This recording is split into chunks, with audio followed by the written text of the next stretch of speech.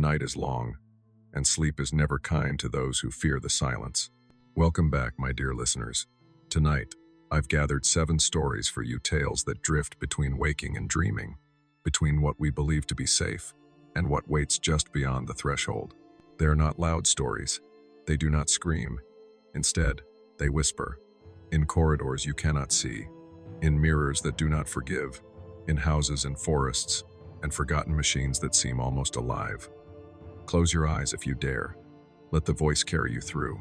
Perhaps you'll find sleep waiting at the end, or perhaps the night will only deepen, and you will find yourself listening to the house around you, wondering if it too is awake.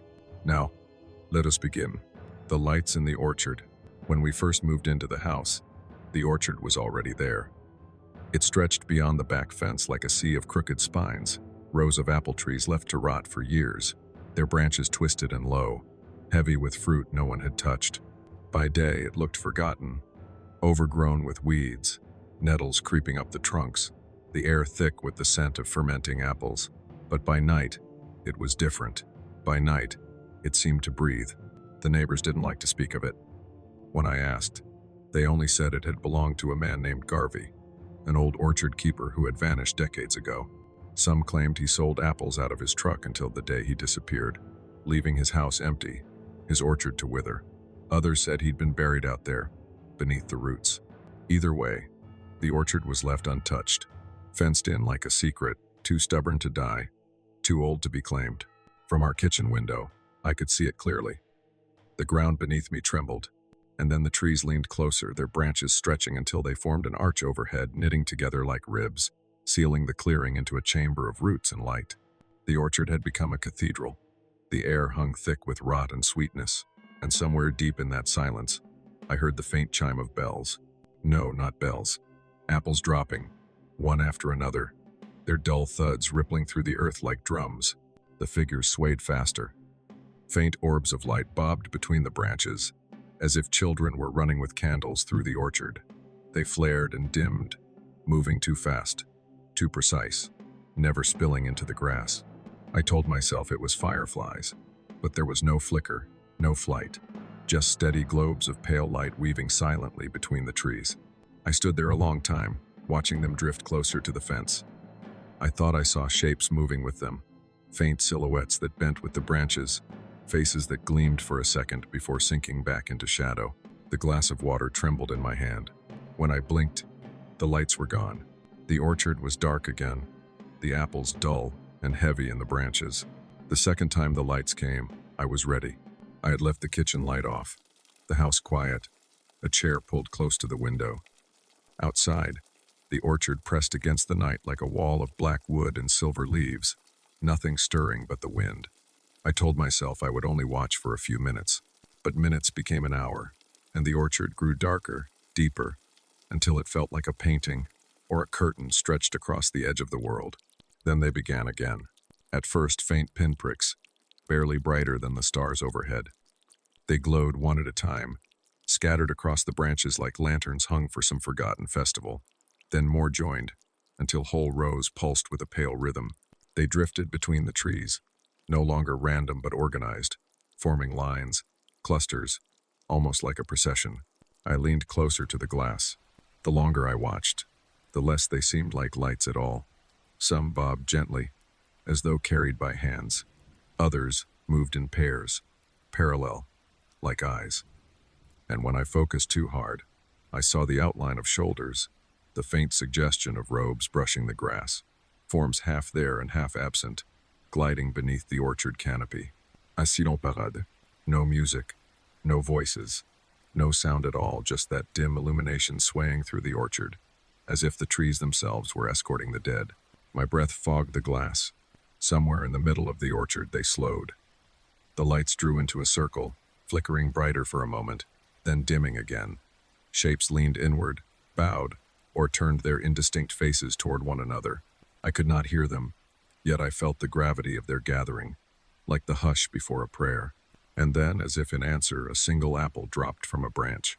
I heard it thud against the soil even from my window. The sound was so sharp, so real, it snapped the air in two.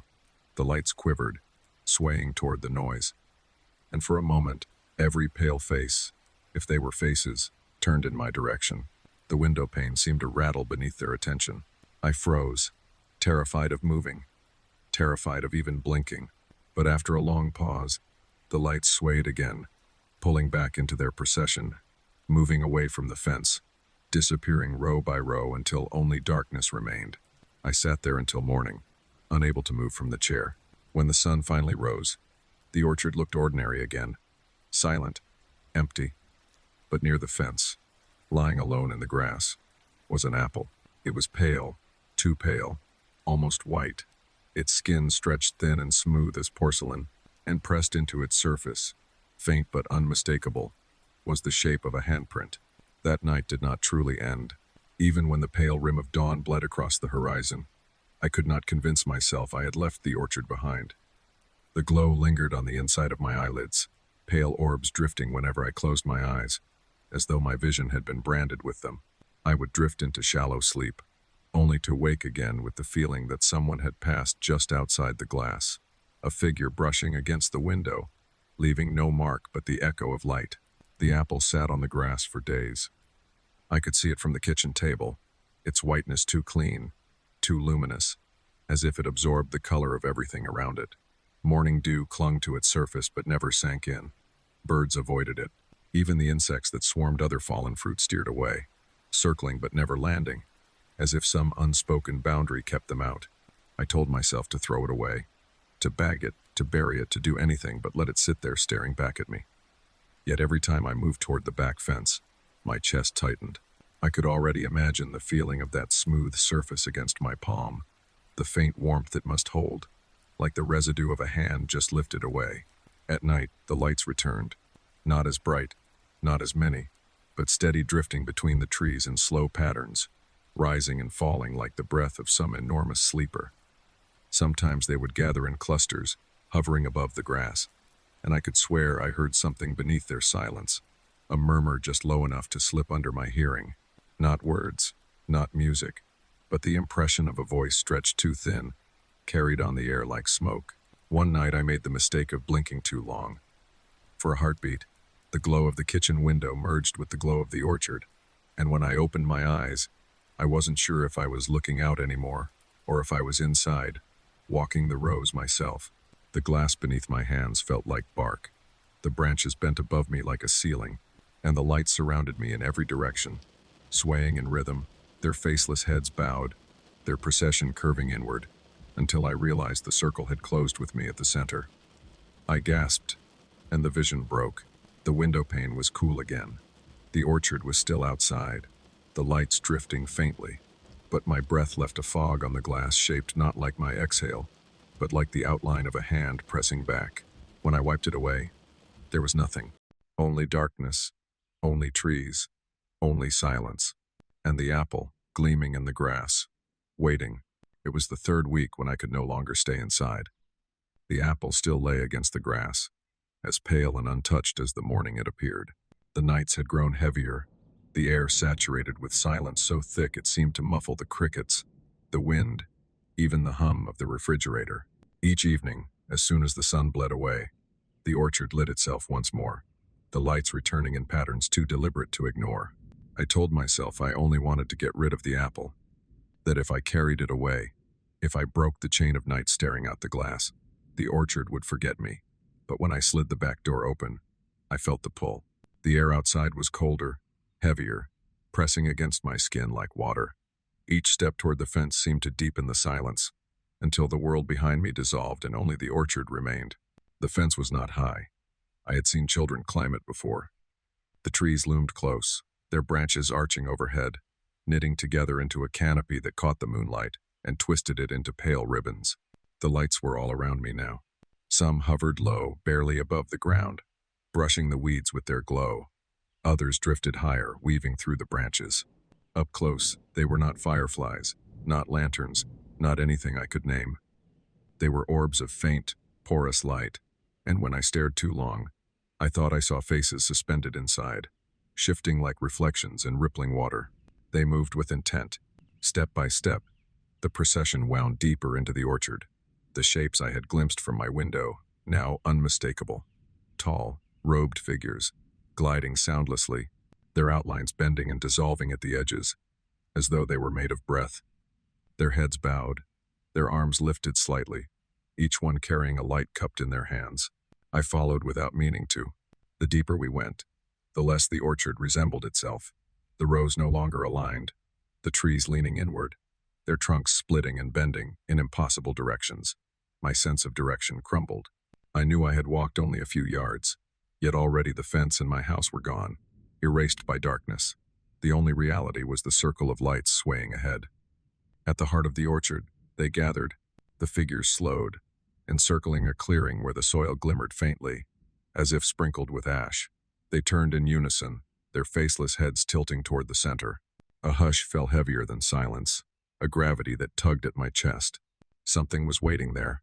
At first it seemed only a shadow, a hollow space where light refused to fall. But in the dark, with the pale glow moving between the branches, it seemed monumental, a barrier between two worlds. I hesitated, the grass damp beneath my shoes, my breath clouding the air. The light swayed in slow arcs, waiting. And then I climbed. The boards creaked, but no sound carried. My feet sank into the soil of the orchard with a softness I had not expected, as though it had been waiting for me. The air here was different, damp, metallic, threaded with the faint sweetness of rot. The lights pulsed once, twice, like the tolling of a silent bell, and every figure in the circle turned toward me. Time did not move the way it should. The circle held me there, fixed in place. Every faceless figure turned, every pale orb of light trembling faintly in its cupped hands. Their attention pressed against me with a weight greater than sound, greater than touch, as if the air itself had thickened, filling my lungs with fog. I tried to take a step backward, but the soil clung like wet clay, rooting my feet where I stood, and then the lights changed. They did not brighten, nor dim, but shifted inward, bleeding together until I could not tell one from another. The procession blurred. For a moment, I thought I was staring at a mirror fractured 1,000 times over, shapes multiplying, heads bending, arms folding, until there were too many to count. Each one breathed in silence, their movements faintly delayed, as if I were seeing the same gesture replayed over and over in stuttering time. The clearing deepened. The orchard swayed. At the far edge of the circle, I caught sight of myself, or at least something carrying my shape standing rigid, arms at its sides, a faint orb of light cupped in its hands. Its head tilted slightly, its facelessness identical to theirs, yet unmistakably mine. The outline of my shoulders, the bend of my spine. When it moved, I felt the echo in my bones, as though it were puppeteering me, or I it. I wanted to scream, but my throat was closed. The figures began to sway. Slowly at first, then faster, as though the entire circle breathed in rhythm, inhaling and exhaling together. The lights pulsed with them, 1,000 hearts beating in silence. And every time they turned, I saw my double again, holding its light, waiting for me to step into the circle. The handprint apple glowed faintly in the grass beside it, and before I could stop myself, my body leaned forward, drawn as though the orchard itself had hooked its roots into my chest, pulling me toward the figure that was me and not me, into the procession, into the light that was no longer outside but blooming inside my eyes. The lights flared all at once. Not brighter, but closer, so close I could feel the heatless glow searing against my skin, pressing through my eyelids even when I tried to shut them. The circle collapsed inward, faceless heads multiplying, orbiting, whispering without sound. The orchard was gone. There was only light, and in it, hundreds of versions of myself. Some stood still, pale and rigid, their hands clasping empty air. Others writhed, mouths open in screams I could not hear, jaws bending too wide, teeth splitting into fragments of glass. One staggered forward on broken legs, leaving trails of ash with every step. Another lifted its arms and peeled its own face away, revealing not flesh beneath but an orchard of roots, eyes like apples hanging from them, glowing from within. They crowded me, pressing in, reflections without glass. I felt fingers graze my shoulder, my own hand, but colder, boneless, pulling. For a heartbeat, I wasn't sure which body was mine, which breath belonged to me, whether I was inside the circle or outside staring in. Then, as suddenly as it came, the vision snapped. The orchard returned. the circle intact, the faceless figures swaying as before. Only the taste of soil lingered in my mouth, as though I had bitten into the earth itself. The circle opened. It did not break apart so much as bend, a narrow corridor of light unfurling before me, inviting me inward. The faceless figures stepped back in perfect unison, their pale orbs of fire cradled in their hands, leaving just enough space for me to walk between them. My legs moved without asking. Each step sank deeper into the orchard soil, though it felt less like earth and more like damp cloth, spongy and yielding. The smell of rot thickened, mingled with something sweeter, a perfume of blossoms long dead. The trees leaned closer, their branches knitting tighter overhead, until only threads of moonlight pierced the canopy. At the heart of the clearing he waited. Garvey, or what was left of him.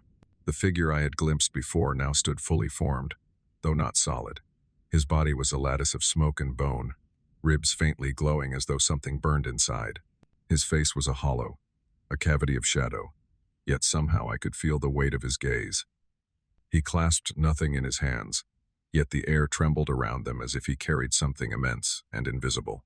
The lights pulsed in rhythm, the circle swaying like a heartbeat. When he moved, they all moved. His head tilted, and the faceless congregation mirrored the gesture in perfect synchrony. 1,000 necks bending toward me, acknowledging or demanding. And then, the sound began. It was not a voice, not at first. More like the orchard itself exhaling wind moving through hollow trunks, the creak of branches shifting under their own weight. But it gathered form, syllables rising from the silence, the shape of words too old to be spoken by human mouths. My ears burned, though no sound seemed to strike them. Still, I understood. Take your place. The command bloomed inside my skull, heavy as roots pressing into soil. My body shuddered, but the figures closed tighter, their faceless heads nodding, their lights lifting higher. The corridor behind me had sealed. The only path left was forward, into the hollow center where Garvey waited. I realized then that the apple was gone. The pale fruit with the handprint no longer lay by the grass. Instead, it rested in Garvey's palm, its whiteness glowing like a captured star.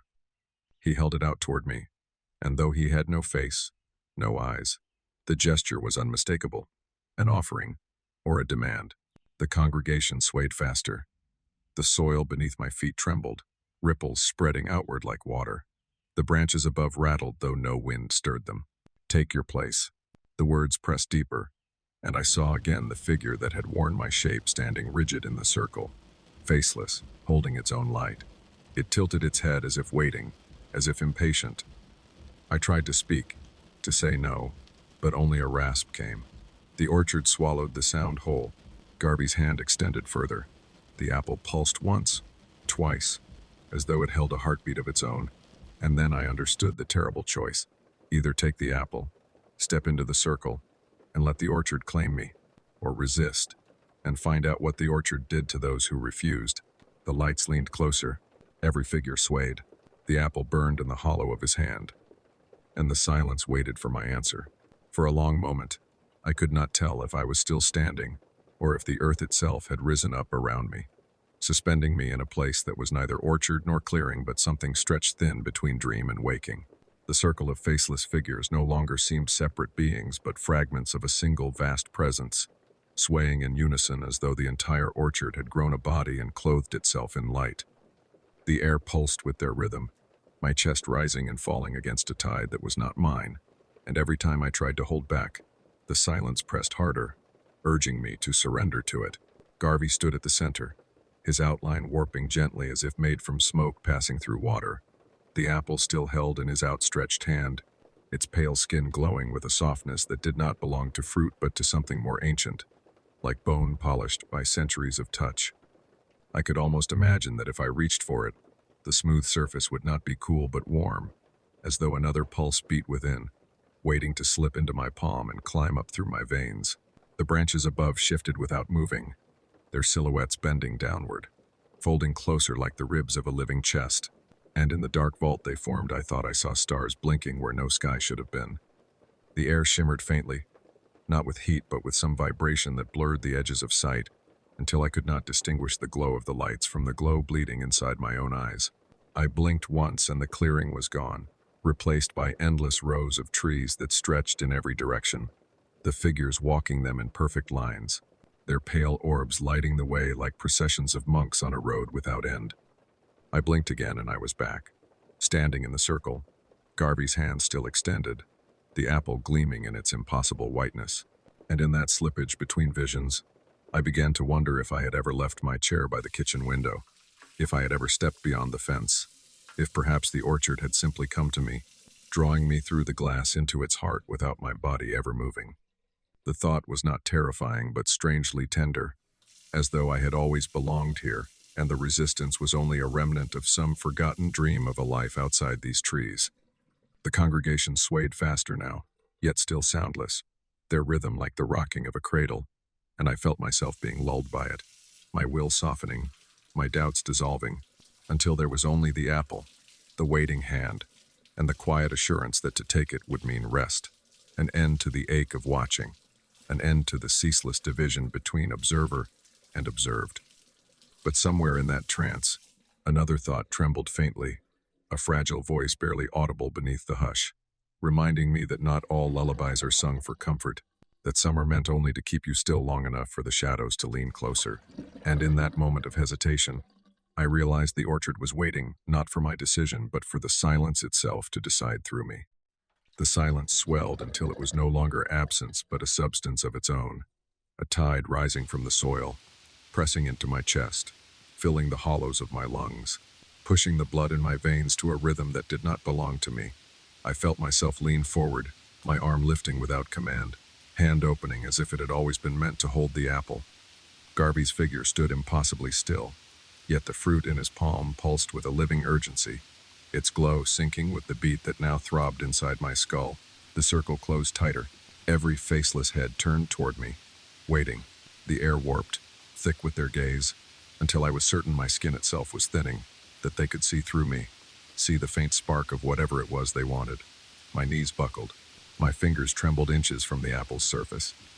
And then, in a surge of clarity or perhaps a final hallucination, I saw two paths unfolding in front of me, both impossibly vivid, as though the orchard had torn itself open to show me the futures it already held. First, I took the apple. Its weight settled into my hand like a brand, heat searing into my palm, spreading like fire through the channels of my body. My eyes dissolved into light. My face emptied. I stepped into the circle, indistinguishable from the rest. Another figure swaying in rhythm, my voice gone, my will replaced by the orchard's eternal breath, peaceful, endless, erased. In the second, I pulled back. I refused. My hand recoiled and the silence screamed, not with sound but with pressure, collapsing the air into shards of nothingness that tore through my bones. The faceless figures surged, their orbs bursting into flames of white, their outlines splitting into 1,000 jagged limbs. The trees lurched inward, their roots tearing up through the soil, wrapping around my legs, dragging me downward. The apple shattered on the ground, its pale flesh blackening into rot, and Garvey's hollow face bent toward me in a grin I could not see but felt tearing across my own skin. Both visions bled together, overlaying one another until I could not separate them. My hand hovered, my breath locked, the orchard pulling me in both directions at once, and I realized there was no choice, only collapse, only surrender to the path the silence had already chosen for me. The earth shook, the lights pulsed, and then, with the inevitability of a body slipping beneath water, I felt the orchard claim me. The apple was in my hand. The circle closed. The silence became all there was. Story 2. The Room That Remembers. It began with a door I could not remember installing. I lived alone, in a house I had inherited from an aunt whose face I barely recalled, though her handwriting still appeared in margins of books left on the shelves, sharp and spidery, circling phrases as if they mattered. The house was ordinary, small and narrow, built with the same weary bones as the rest of the street. Yet one evening, returning from work, I found a door at the end of the hall I had walked 1,000 times. It was not there before. Its surface was the same faded paint as the walls, blending so seamlessly that I wondered how I could have overlooked it for years. No frame, no knob, just a faint seam, as though the house had healed over a wound but left the scar. I touched it once, expecting the plaster's coolness, but it gave beneath my palm like wood. That night I dreamed of the door opening. I dreamed I stepped through into a room that did not belong to my house. The floor stretched further than it should, covered in warped wooden planks. The wallpaper peeled in strips, patterned with flowers I had seen somewhere before but could not place. A single window overlooked a street I did not recognize, though the lamplight flickering outside was exactly the shade of amber that used to burn in my grandmother's sitting room. When I woke, I remembered the room as clearly as my own kitchen.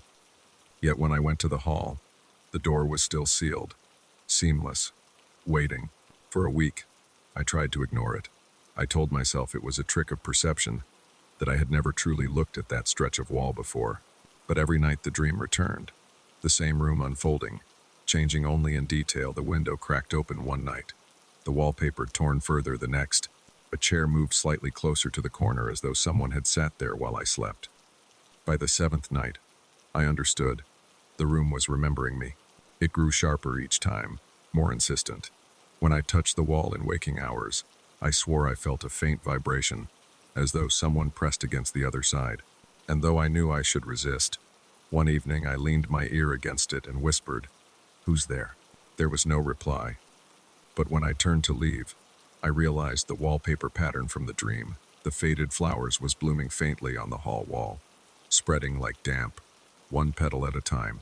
The nights grew heavy, not with silence but with a density of thought, as though the house itself had begun to think around me. I found myself pausing in the hallway more often, not because the door had changed, but because I could no longer be certain which side of it I occupied. There were moments when I would stand there, fingertips brushing the faint seam in the wall, and feel not only the vibration but the subtle impression that someone was standing on the other side, mirroring my posture exactly, palm to palm, skin to wood. The dreams followed me into waking hours. At work, my vision drifted, and I would see the flowers from the wallpaper, pale outlines crawling along the edges of papers on my desk. Walking home, street lamps flickered amber, the same impossible color from the window in the room, until I could not remember what shade the lamps had always been. Even my own bedroom began to feel borrowed, as though when I closed my eyes I might wake not in my bed but in the chair that now sat in the corner of that other space, always angled slightly toward me, waiting. Once, half asleep on the couch, I heard the sound of the window opening. No, not opening. Already open, the faint whistle of night air threading through curtains I did not own. The smell of dust and wilted flowers filled my nose, and I sat upright, heart pounding. But my own curtains were still, my own windows latched. The scent lingered long enough that I carried it with me down the hall, only to find the seam of the hidden door darker than before, as though moisture had spread within, staining the plaster from the inside out. The strangest part was not the fear, but the familiarity.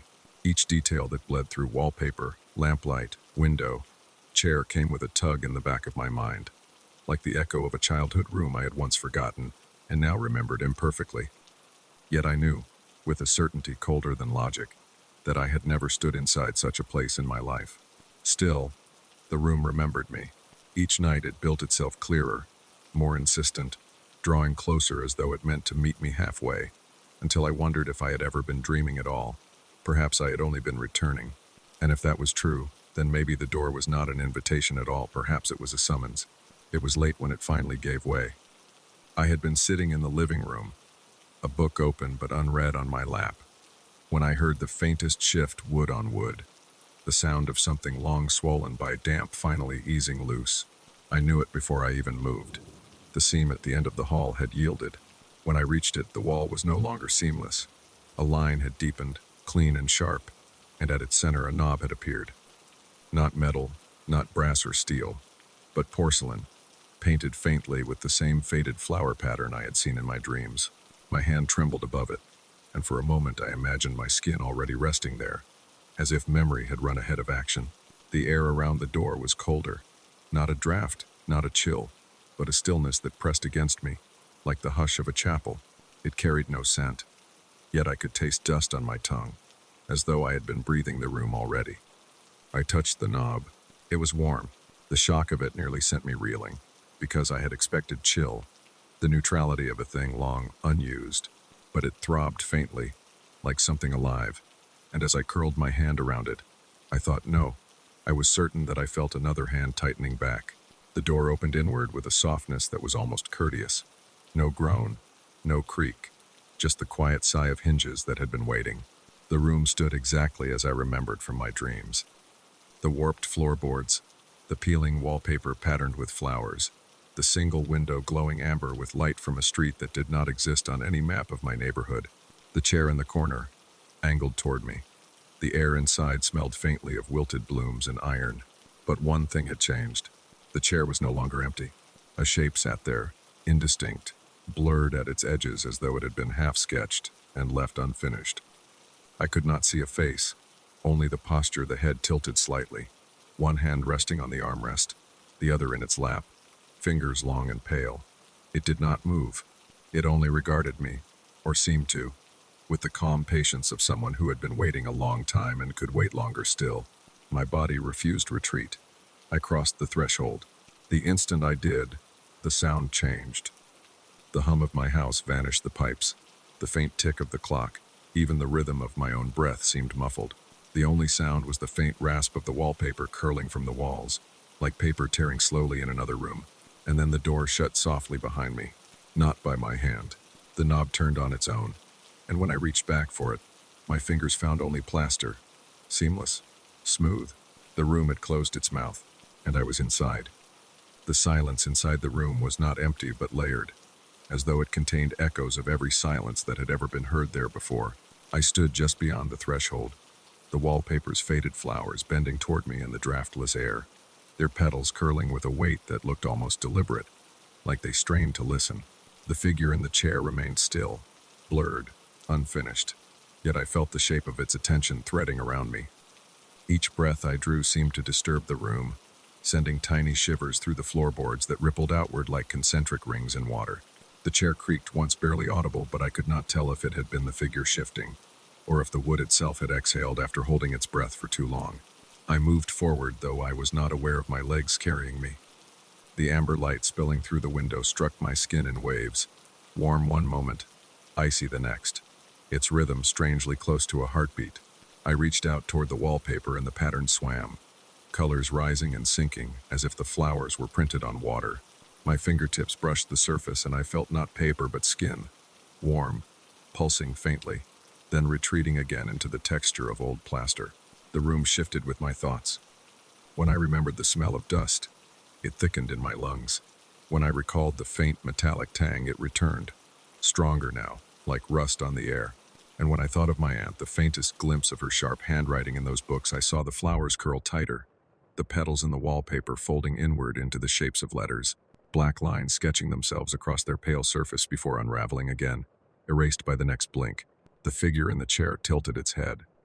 The gesture was so subtle I might have imagined it, yet the wave it sent through me was undeniable. It was not hostile, not welcoming, only steady, as though it had been placed there to observe and nothing more. But in that patience was a gravity, pulling me further into the room, away from the thought of retreat. I turned back once to find the door, but there was no door. Only the wall, seamless and pale, the flowers of the wallpaper blooming faintly across its surface, the same pattern that spread in my hallway, as though the room had already consumed the house from the inside out. My chest tightened, the spiral deepened. Each moment I lingered seemed to erase something small from memory, where I had left my keys, the color of my kitchen tiles, the sound of my own front door opening. In their place, the room grew sharper, more defined, claiming the space those memories had held. And through it all, the figure in the chair waited, silent and still, as though the longer I remained, the more I would resemble it. I blinked, and the figure in the chair was gone. No movement, no sound of departure, simply absence, as though it had never been there. Relief should have followed, but instead the air thickened, dense and electric, and I realized the chair itself had shifted. It now faced the window, angled slightly toward me, as if I had been the one sitting there all along and had just risen to cross the room. I turned back to the wall where the door should have been. It was not only seamless now, but mirrored faintly, reflecting my outline, though the figure staring back at me was not mine. Its head tilted the wrong way, its shoulders too narrow, its eyes two blurred hollows glowing with the same amber light that bled through the window. When I blinked again, the reflection steadied into my own, pale and shaken, but the echo of the other form lingered like a shadow on the back of my vision. The wallpaper rippled. For a heartbeat, the flowers swelled outward, their petals peeling into hands, dozens of pale hands pressing through the surface, fingertips reaching, retreating, curling back into blossoms as if nothing had happened. And in that moment I knew. The room was not just remembering me, it was rehearsing for me, practicing the shape of me, until the difference between its memory and my body no longer mattered. The floor groaned once, long and low, and the spiral deepened, drawing me closer to whatever waited in the hollow of that chair. The room began to shift, not suddenly, but like a dream tightening its hold after I had already surrendered to sleep. The amber glow from the window lengthened, spilling in wider bands across the floorboards, and in its light the warped wood grew straighter, polished, gleaming faintly with a sheen I recognized but could not place. I blinked and realized I had seen those boards before years ago, in the dining room of the house where I grew up, the one my father had sold when I was 12. The wallpaper changed next.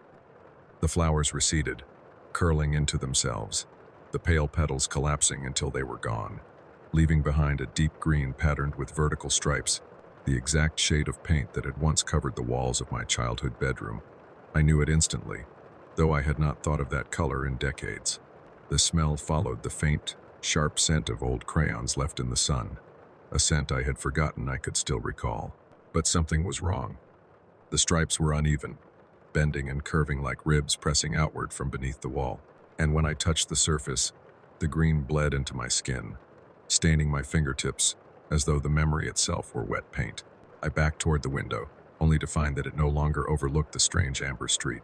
Instead, it revealed the backyard I remembered from childhood, the broken swing set, the skeletal outline of a tree I used to climb, the shed with its crooked roof. Yet the proportions were off. The tree was too tall, the swing chains swaying without wind, the shed door opening a fraction and closing again with no hand to move it. I turned and found that the chair in the corner was no longer blurred. It was my grandmother's armchair, upholstered in the same faded fabric, the same cigarette burn in the armrest. But the figure sitting in it was still unfinished, only now its outline matched hers narrow frame, bowed shoulders, head tilted at the precise angle she used when she watched me. I tried to speak her name. My throat closed around it. The silence pressed tighter. The room was not just remembering me anymore, it was rebuilding me, piece by piece, through the scraps of places I had once lived, the people I had once known, the fragments I thought I had forgotten. It was becoming a museum of my own memory, except the exhibits were distorted, reconstructed wrong, as though the curator had only been given partial instructions and filled the rest with invention. And the longer I stared, the less certain I became of what was wrong and what had always been true. Had the stripes in my childhood bedroom always curved like that? Had the swing set always swayed when no one touched it? Had my grandmother always tilted her head just so, eyes obscured by shadow? The questions clung to me like cobwebs, impossible to brush off, sticky with doubt. And behind them, one thought grew louder. If the room remembered me better than I remembered myself, which of us was real? I began to walk, though I could not say why. Perhaps I thought that if I explored the room, if I proved its limits, I could convince myself it was only a dream given shape. Yet the more I moved, the less it resembled a single room at all. The floor extended further than it should have, shifting beneath each step, planks bending from one style of wood to another. At first oak, the kind that had lined my grandmother's parlor, then maple, pale and familiar, from the kitchen where my mother used to bake, then linoleum, cracked and yellowing, from an apartment I had rented in college. Each surface carried its smell, the warmth of polish, the sweetness of sugar, the damp reek of mold, and all of them clung to me at once, layered until I could no longer separate the scents. The walls bent too, peeling back like paper to reveal other patterns beneath. Stripes collapsed into floral prints, which in turn split into raw plaster, then into wallpaper I swore I had only seen in a hotel once, years ago, while traveling. Yet here it was, curling at the edges, stained with the same pale ring of water damage. The memories bled together, until every glance struck me with recognition I could not place, a familiarity that turned to nausea the longer I stared. Doors appeared where they should not be. One opened onto the staircase of my childhood home, its steps groaning as though waiting for a foot that would never descend. Another revealed the narrow corridor of a dormitory I had forgotten, lined with humming fluorescent lights, buzzing too loudly, the way they had before the fixture finally burned out. Yet when I stepped toward them, the doors collapsed into flatness again, as though they had never existed, leaving only the seamless skin of the room behind. The window, once singular, multiplied. I passed 3 of them in succession, each overlooking a different view. The amber-lit street of the dream, the backyard swing set, the skyline of the city where I once lived. Lights smeared against the night sky like oil on water. I pressed my hand against the glass, hoping to feel something steady, but each pane quivered under my touch as if it were liquid, surface tension straining not to break. I turned in circles, trying to measure the distance I had walked, but the room folded behind me, erasing the path I had taken. The chair remained, always in the corner, though the corners kept changing, bending away into new angles that had no geometry I could name. And in the chair, the figure grew clearer with each glance, its outline sharpening as if every memory I brushed against lent it new detail, filling in its shape like a canvas being painted stroke by stroke. Its head tilted again. This time, the gesture was not blurred. It was sharp, precise, identical to the way my father once regarded me when he thought I was lying. I froze. The air swelled, thick with echoes, and I felt the edges of myself fray, as though my body had become another wall for the room to decorate. And through it all, one thought circled, relentless. If the room could rebuild my memories, what would stop it from rebuilding me? The air buckled. For an instant, every wall peeled back at once, layers of paint and wallpaper splitting into thousands of thin, translucent sheets. They fluttered downward like falling leaves, filling the air around me until I could not breathe without inhaling the paper, dry against my tongue, brittle in my throat. I clawed at them, but each sheet clung, and on their surfaces were fragments of my life, the handwriting of old letters, the headlines of newspapers I had forgotten, the drawings I made as a child, all drifting past my eyes in a storm of memory I had never given the room. The chair scraped across the floor. I whipped my head toward it, but it was no longer across the room. It was in front of me, close enough that my knees nearly brushed its wooden frame. The figure sat upright now, its face sharpened but blurred again at the edges, flickering through shapes my grandmother, my father, myself. Each outline overlapped, none settling, as though the room were struggling to decide which memory would best fit the hollow. The window shattered inward without sound. Glass fell in slow arcs, glimmering, but instead of cutting me, it dissolved midair, turning to ash that settled cold on my skin. Through the frame, I saw not a backyard, not a street, but a corridor lined with more doors, each one opening silently to reveal nothing but darkness deeper than night. I blinked once. The room was still, the paper gone, the window whole, the chair back in its corner, but my pulse still thudded with the knowledge that for a moment, just a moment, the room had stopped rehearsing me and started choosing. The chair had always been across the room. Now it was not. When I lifted my eyes again, I saw it had shifted closer, not with the scrape of wood, not with any sound at all, but as if the space between us had collapsed while I blinked. It sat in the middle of the floor, facing me, patient as a sentinel. The figure was clearer now.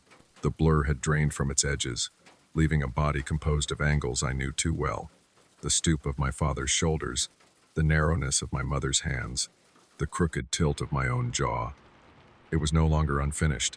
It was over, finished, layered with too many likenesses at once, like a photograph exposed multiple times. Each detail overlapped another, faces shifting fluidly with each breath I drew, as though the room could not decide which version of me it preferred. I forced myself to step closer. My knees shook with each movement, but still I moved. The air pressed thicker with every inch I closed, humming faintly in my ears, like the vibration of a string pulled too tight. The figure's head rose, its face sharpened, dissolving through the likenesses until it settled horribly, inevitably on mine. Not as I was now, as I had been, younger, eyes brighter, skin unlined, the version of me I had long since forgotten, preserved with a clarity memory alone could never hold. I stared at myself. It stared back. My double did not blink. It only leaned forward, and I realized then that the chair itself was gone. There was nothing supporting it, nothing anchoring it to the ground. It sat suspended in the middle of the room, as weightless as a memory, its gaze pinning me more firmly than any gravity could. I tried to speak, my voice fractured, thin and papery, as though the room had already taken half of it for itself. "What are you?" The other me tilted its head, the same angle, the same gesture I had seen it use when blurred, when faceless. But now, it was sharp, mercilessly exact. And then it opened its mouth. The sound was not speech. It was the tearing of wallpaper, the cracking of beams, the low groan of floorboards splitting under unseen weight.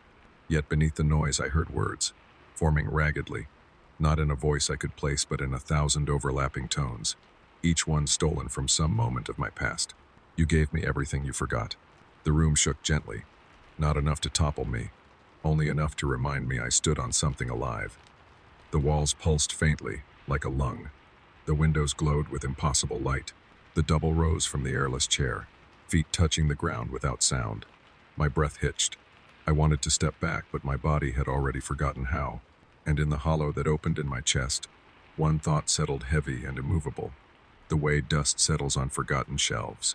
If the room had remembered me better than I ever could, maybe I had been living in it all along. The double stood without sound, and the room shifted with it, as though the very air had been tuned to its movement.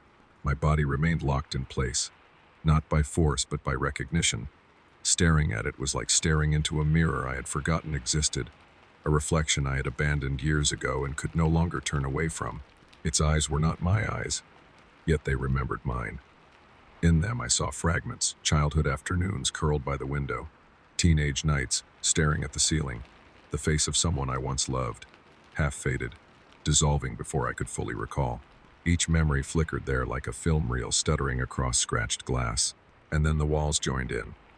The wallpaper trembled, its pattern flexing outward, not in flowers this time but in faces, half formed, half remembered, pressing through the thin membrane of the wall, only to fade back into the plaster. I recognized them all in bursts. The neighbor who had once lent me sugar, a teacher whose voice I could no longer reproduce, the stray dog that followed me home when I was 8. The room displayed them with a fidelity my own mind had lost, parading them silently as if to say, "See, I know you better than you know yourself." The floor beneath me softened, sinking just enough that my weight pressed indentations into it, as though it were clay taking a mold. I glanced down and saw the outline of my feet already hardening, carved into the wood. My hands twitched, desperate to move, but they too had become heavy, tethered, as though invisible threads tied them to the air. The double breathed. The sound of it was not like lungs filling with air, but like an entire house settling into its foundations, the groan of beams, the sigh of rafters, the distant, hollow hum of a pipe carrying water. I realized with slow horror that I was not listening to something inside the figure at all. I was listening to the room itself breathe through it. I closed my eyes. Behind the darkness, I felt the room extend, filling the space where my thoughts should have been. The smell of crayon and plaster, the creak of stairs, the weight of blankets in winter. 1,000 details I had not called upon in years returned, not as recollections but as sensations so vivid they might have been happening again. And somewhere in the middle of it, my own memories stuttered. The house I grew up in had 5 steps to the front porch, or was it 4? I saw both clearly, layered atop one another, indistinguishable. My grandmother's chair had a cigarette burn in the left armrest, or was it the right? The room held both versions, and in its remembering, my certainty eroded. The double stepped closer. Its face flickered once more, passing through versions of myself at different ages, but now the transitions were smoother, more deliberate, until at last it paused in the exact likeness I wore now.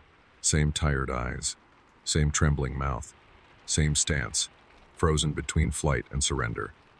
And when it smiled my smile, I felt the pull inside me intensify, as if I were already halfway gone, half absorbed, the rest of me waiting for permission to let go. The room whispered, not with words, but with a pressure that pressed against the skin of my skull, soft and insistent. "You belong to what remembers you." I swayed. For a moment, I was certain that if I leaned forward just slightly, I would merge with the figure and dissolve into the chair, into the wallpaper, into the hum of the walls themselves. The temptation was almost gentle. The smile split, not wide, not grotesque, but splitting all the same, peeling across the figure's face as though a seam had been torn open, and from that seam, light burst out amber at first, then white hot, searing, flooding the room with a brilliance that had no source. The walls dissolved into corridors, dozens of them, stretching in every direction, each one lined with doors, each door painted with a memory. I saw birthdays I had lived, funerals I had attended, arguments I had long since buried, all etched in vivid strokes across their surfaces. Some doors swung open as I watched, spilling their contents into the hall. The laughter of friends I no longer knew, the scent of cigarettes on a jacket, the cry of a child I had once been. The sound struck like a tide, deafening, too many lives layered at once. I staggered, clutching my ears, but the noise was inside me, rattling my teeth, shaking the marrow of my bones. The double stepped forward, its mouth still glowing, the seam widening, as though it were swallowing the light instead of releasing it. And for a heartbeat, I saw through the radiance, saw myself on the floor, curled like a shadow, as if the room had already rehearsed my collapse and was now staging it. The light snapped out. Silence crashed down. The chair was back in the corner. The walls were calm. The figure waited, patient, exactly where it had been. But the afterimage still burned behind my eyes, seared into me. The image of myself already lying down, already gone. I told myself I would not move, that if I simply stood still long enough, if I refused to give in, the room would eventually grow tired of me, lose interest, and let me go. But the room was patient. It had always been patient. It had been waiting longer than I had been alive. The figure, my double, lifted its hand. The motion was quiet, almost tender, as if to reassure me.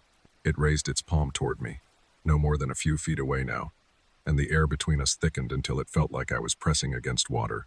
My chest ached with the effort of breathing, every inhale carrying the weight of dust and plaster, every exhale stolen by the walls. When its hand reached mine, I expected cold. Instead, I felt the warmth of my own skin, the same texture, the same pulse. My own body reflected back, offered to me as though the room were saying, "This has always been yours. You have always belonged here." The floor beneath my feet softened again.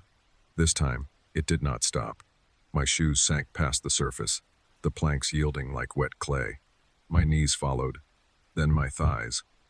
I tried to wrench myself free, but the room molded to me, holding me fast, each tug only deepening the impression of my body. The figure leaned closer, and the walls trembled as if applauding the moment. Its mouth opened once more, but there was no burst of light this time, no storm of sound, only a whisper that came not from its lips, but from every corner of the room, echoing with perfect clarity. "You are remembered." The words cut deeper than any scream, because in them I felt the truth. I had never been forgotten, never been lost, never been free. Every step I had taken outside these walls, every moment of my life I believed to be mine, the room had stored away, patiently rehearsing, until the time came to take me back. I opened my mouth to argue, to plead, to deny, but no words emerged. My voice had already been filed, cataloged, archived. I was not speaking anymore. I was only replaying. The figure's face touched mine, merging not with violence but with unbearable gentleness, as though one reflection had finally aligned with the glass. My vision blurred, and for a moment I saw not the room but the house I had grown up in, the kitchen light burning late at night, the hallway where shadows stretched long and familiar. Then another memory surfaced, then another, each overlapping until they drowned me, until there was nothing left but the weightless, endless loop of what had already been. The last thing I felt was the chair against the back of my legs, lowering me into its embrace. I do not remember closing my eyes, but when I opened them again, I was still sitting there, across the room, watching myself stand frozen in place. Story 3. The Toy That Kept Time. The house belonged to my aunt, though she had not lived in it for years. After she passed, I was asked to stay for a while, to clear it out, to make it livable again. It stood at the edge of a small town, pressed close to the woods, the kind of house that seemed to lean under its own memories. The first night I arrived, I wandered the upstairs rooms with a flashlight. Most were stripped bare, wallpaper curling at the seams, carpets frayed, windows smeared with dust. But in the smallest room at the end of the hall, something remained. A child's toy. It was a tin carousel, painted in red and gold, with horses frozen mid-gallop, the kind that once spun when wound, chiming a music box melody. But its key was missing. There was no way to turn it. Still, when I stepped into the room, the horses trembled faintly, as though stirred by some invisible rhythm. I crouched to study it. The paint had flaked, but not evenly. Certain patches gleamed almost fresh, as if they had been retouched yesterday. My fingers hovered over the base. It was warm. The carousel gave a slow, deliberate turn. Not a full circle, not the spin of momentum, but a careful incremental pivot, as if something inside had shifted its weight. A metallic tick followed, sharp and final, like the hand of a clock reaching its next mark. I froze. The flashlight flickered in my hand. Then the air in the room pressed tighter, and with it came a sensation that was difficult to name, like standing in the silence between two heartbeats, the fragile pause where anything might slip in. The carousel turned again. Another tick. And for the first time in years, I remembered the lullaby my mother used to hum when I couldn't sleep, though she had never owned such a toy, and I could not recall ever hearing its melody before. The room was small, but it did not feel contained. The longer I stood in it, the more the corners seemed to lean away, stretching backward as though they opened into something I couldn't quite see. My flashlight caught motes of dust drifting lazily in the air, each one suspended as if gravity had forgotten them. They hung around the toy like faint stars circling a tiny sun. The carousel twitched again. Just a breath, barely more than the shiver of old metal cooling.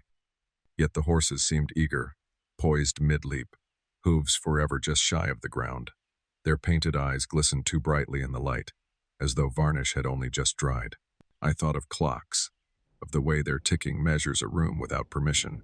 No matter how loud or soft, no matter how much you try to ignore it, the tick settles into your pulse, until you cannot tell which belongs to you and which to the machine. Standing in that room, I felt the same rhythm taking hold, except there was no clock here, only the slow, deliberate turn of the carousel and that single metallic tick. The air pressed thick with a faint sweetness, like dust stirred from forgotten toys in an attic. I found myself swaying, as if some lullaby, half remembered and incomplete, hummed through the walls. Not a melody I could place, not quite the tune my mother had used, but close enough that my body responded before my mind could resist. I blinked slowly. The dust in the air no longer looked like dust. It was ash, then pollen, then snow. The carousel turned once more, and in that motion everything shifted back, as if the room could not decide what season it remembered. My eyes lingered on the horses, and for a moment I swore one of them had shifted, its head slightly angled, its painted mouth just faintly open. The change was so subtle, so impossible, that I wanted to laugh at myself, but the sound would not leave my throat. The carousel ticked again, louder this time, louder than such a small object had any right to be. And as the echo faded, I realized the rest of the house had gone silent. No creak of rafters, no whisper of wind outside the windows. Only that toy, only its rhythm. I set the flashlight on the floor without meaning to, its beam rolling away to paint shadows long and liquid across the walls. And as I watched those shadows pulse with the faint turn of the carousel, I felt the slow truth sink in. The toy was not simply moving. It was keeping time, and it was waiting for me to follow. The carousel ticked once more. This time the sound did not end. It stretched, unraveling into a faint metallic echo that coiled through the air, bending in ways an echo should not. My skin prickled as the walls shivered, not with movement but with memory, like watching a photograph warp under heat. I blinked, and the room shifted. For the briefest instant, I was no longer in my aunt's house. I was smaller, seated cross-legged on a floor scattered with toys, a carousel much like this one in front of me. My hands were those of a child, small and unsteady, reaching to wind a key that no longer existed. The music had no melody, just a hollow ringing, but it filled me with a certainty that I had done this before, countless times. The vision flickered, collapsing in on itself, and I was back in the narrow room. The toy sat still. My hands were my own again. Yet on the wall to my left, just at the edge of the flashlight's glow, I could see the faint impression of tiny handprints pressed into the plaster. Too high for a child, too small for me. Before I could step closer, the carousel turned with a decisive tick. The handprints vanished. The air grew calm, as though nothing had shifted at all. But I knew the toy had shown me something. Not a dream, not a trick, a rehearsal, and it was not finished. The first night, I lay awake longer than I expected. The house was quiet, too quiet for a place so old, its wood and rafters seeming to hold their breath. I tried to ignore the weight of the upstairs room at the end of the hall, the one with the toy. But the silence was not empty. It had shape, contour, the slow pressure of a sound waiting to arrive. It came just past midnight. Tick, so faint I thought I had dreamed it. A small metallic pulse threading through the dark.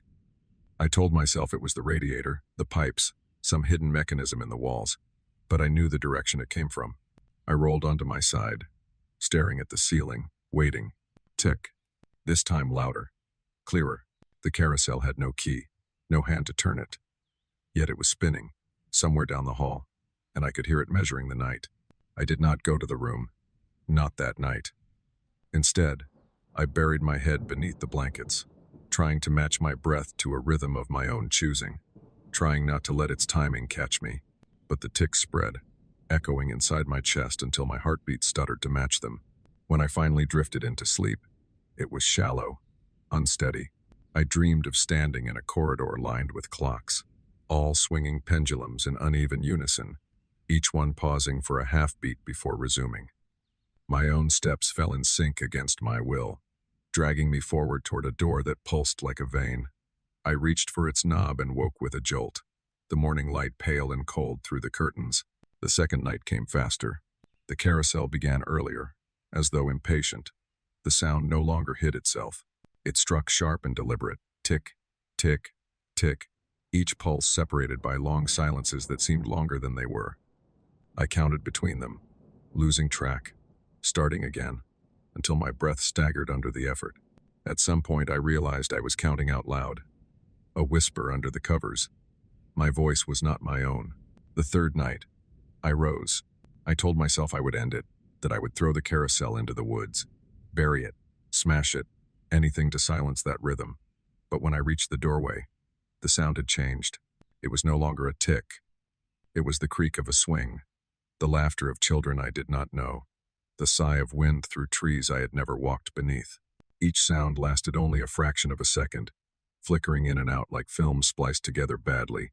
I stood in the doorway, unable to enter. The toy sat where I had left it, motionless, perfectly still, and yet its shadow spun slowly across the floor, round and round, keeping time that was not mine. That night, I did not return to bed. I sat on the floor of the hall until dawn, staring at the thin strip of shadow crawling beneath the doorframe, listening to the house breathe in rhythm with the toy. By morning, my own pulse had forgotten itself. It beat too slowly, then too quickly, chasing after the carousel's pace, until I could not tell where my body ended and the room began. By the fourth night, the ticks no longer waited in the silence. They braided themselves into my breath, slipped into the small pause between inhale and exhale, until I could not breathe without hearing them. When I closed my eyes, the carousel was already there, spinning slowly in the dark behind my eyelids, its horses lifting and falling with the steadiness of a heartbeat.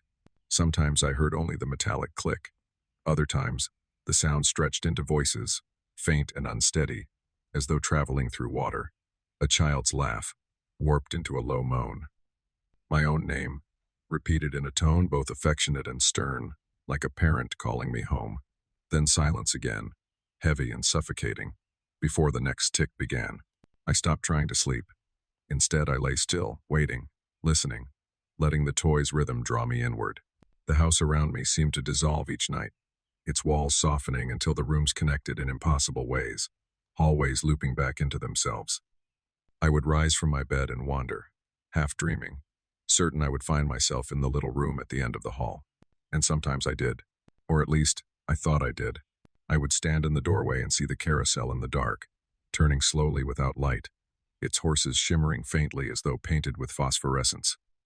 The shadows would lengthen and curl, forming corridors that opened into places I did not recognize: an abandoned playground under moonlight, a hospital ward with curtains billowing though no wind moved, the skeletal frame of a forest in winter. Each scene would hold for only a moment, vanishing with the next tick, replaced by another fragment. One night, I whispered into the room, just a single word: "Why?" The carousel turned, and the tick that followed was not alone. It was joined by a sound like the tail of a note, a tone I almost recognized. My mother's lullaby again, except slower, elongated until it was almost a groan. I sat down in the hall, my back against the wall, and listened. The toy seemed to answer me, not with words but with rhythm, with sounds folded into its steady pulse. Sometimes I thought I heard my own footsteps, the ones I had taken just moments earlier. Other times it gave me fragments of conversations I had long forgotten, an apology muttered years ago, a laugh that belonged to someone I had not seen since childhood. The carousel remembered, and the more I listened, the more I realized it was not simply replaying, it was rearranging. One night, the tick was followed by the sound of my father's voice. Though he had been gone for a decade, he said my name as if he were standing just outside the door. I almost answered aloud. Another night, the tick carried the sound of my own breath, except faster, panicked, as though it was not coming from me now but from a future moment, already waiting to arrive. By then, I no longer questioned whether the toy was alive. It was not alive in the way we think of, but it was listening, collecting, stitching together the pieces of every sound it had ever absorbed. And now it was playing them back to me, weaving me into its rhythm, one night at a time. The sixth night began without silence. I woke before midnight to the sound already pulsing through the house, steady and patient, as if it had been turning long before I opened my eyes. I didn't bother pretending to sleep. Instead, I lay still, staring at the dark ceiling, waiting for the tick to settle into me. But it didn't. It shifted. The carousel clicked, and what followed was not metal but breath. A slow inhale, so close it felt like it came from the pillow beside me. Then another tick, and with it an exhale, long and deliberate. I sat up, heart hammering, and listened. The toy was not just repeating sounds anymore. It was speaking in rhythm. Tick. A pause. Then, "You left me." The voice was faint, wavering, but it was not strange. It was my father's. The tone was unmistakable, though he had been gone more than 10 years. I froze, the air thinning in my lungs. Tick. The carousel turned again. "You promised you'd come back." I shook my head hard, as if to rattle the sound loose from memory, but the words stayed, clear as if he stood at the end of the bed. I whispered into the dark, "That's not real." The carousel ticked once more. "You never listened." I rose, legs trembling, and followed the sound down the hall. Each step carried me closer to the small room, and with each step the toy seemed to gain strength. The ticks became steady, confident, like a metronome guiding me forward. When I reached the doorway, the carousel was already spinning. Not fast, never fast, but with a deliberate grace, each horse rising and falling in unnatural rhythm. And from its turn came a voice, fractured yet whole, layered from different nights of listening. At first it was only my father. Then it shifted. My mother's lullaby threaded into the words. A hum stretched thin until it bled into syllables. Then my own voice. Tick. I'm so tired. Tick. Let me go. Oh, the sound of myself pleading. I pressed my palms against my ears, but it didn't matter. The words weren't in the air. They were in the tick itself, carried like marrow inside the sound. The carousel slowed. Its horses leaned toward me as if listening. And for a moment, in the candle glow of my flashlight beam, I saw my reflection in the toy's brass base. But it was not a reflection, it was a recording. My mouth moved inside the surface a half second after I did, repeating words I had never said, rehearsing emotions I had not yet felt. And then, in that same delayed whisper, my reflection spoke something I had never once uttered. I'm ready to join. The carousel clicked louder than ever, and the room seemed to breathe with it. The reflection did not vanish when I closed my eyes. It lingered, burned into the underside of my eyelids, my own face mouthing words with a delay that unsettled me more than any shout could have. I blinked, hoping to dissolve the image, but the room only lengthened instead, stretching like a corridor in a dream, the walls peeling back into impossible distance, the toy at its far end glowing faintly as though its brass skin remembered light even in the dark. I tried to step away, yet the floor beneath me seemed to move in counterpoint, pulling me forward despite my retreat.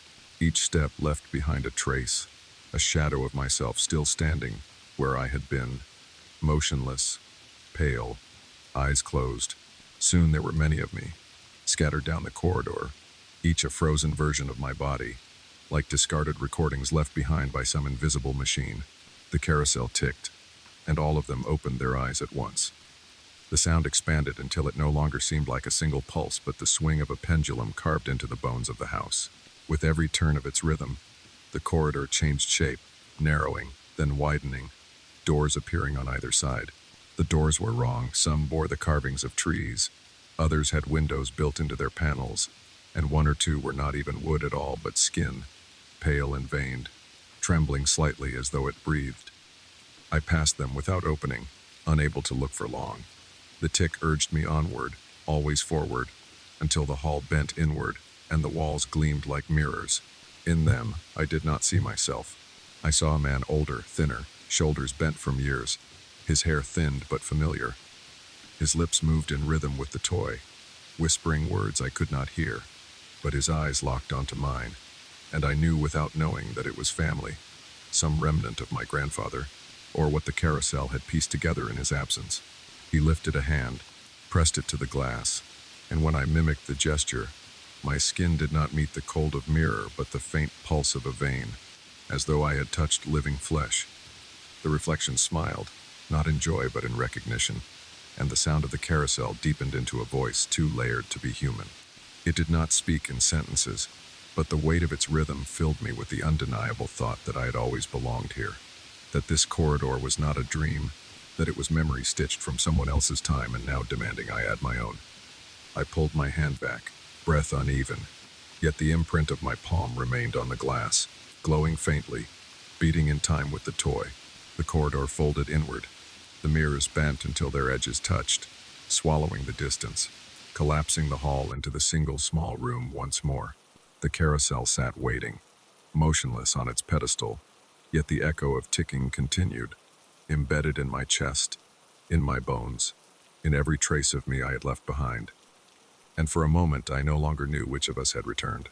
The carousel ticked once, and the sound tore the room open. For a heartbeat, the walls dissolved into ribs, the ceiling into a skull's hollow curve, and I stood not in a room but inside a body, its pulse hammering through me with each metallic click. The frozen versions of myself I had left behind in the corridor were no longer still. They moved, heads jerking in unison, mouths opening and closing as though struggling to breathe the rhythm. One of them stepped forward. Its eyes were mine, but empty, reflecting only the carousel's glow. Its lips moved half a second out of sync, whispering words I could not stop hearing, even as I tried to shut them out. "You're already here." "M." The others joined in, a chorus of echoes, all speaking at once, overlapping until the words became indistinguishable, just the raw sound of myself multiplied beyond recognition. Their bodies convulsed in rhythm, each shudder falling perfectly in line with the tick. I pressed my hands against my ears, but the sound was inside, buried deep, vibrating through marrow. The carousel ticked again, and in the flash of brass and shadow, every one of my doubles turned its head toward me. Not in curiosity, not in accusation, but in welcome. Then, as sudden as it had come, the vision collapsed. The room was just a room again, dust and wood and silence. But my heartbeat was no longer mine. It followed the carousel's pace, steady, slow, inevitable. The nights no longer had beginnings.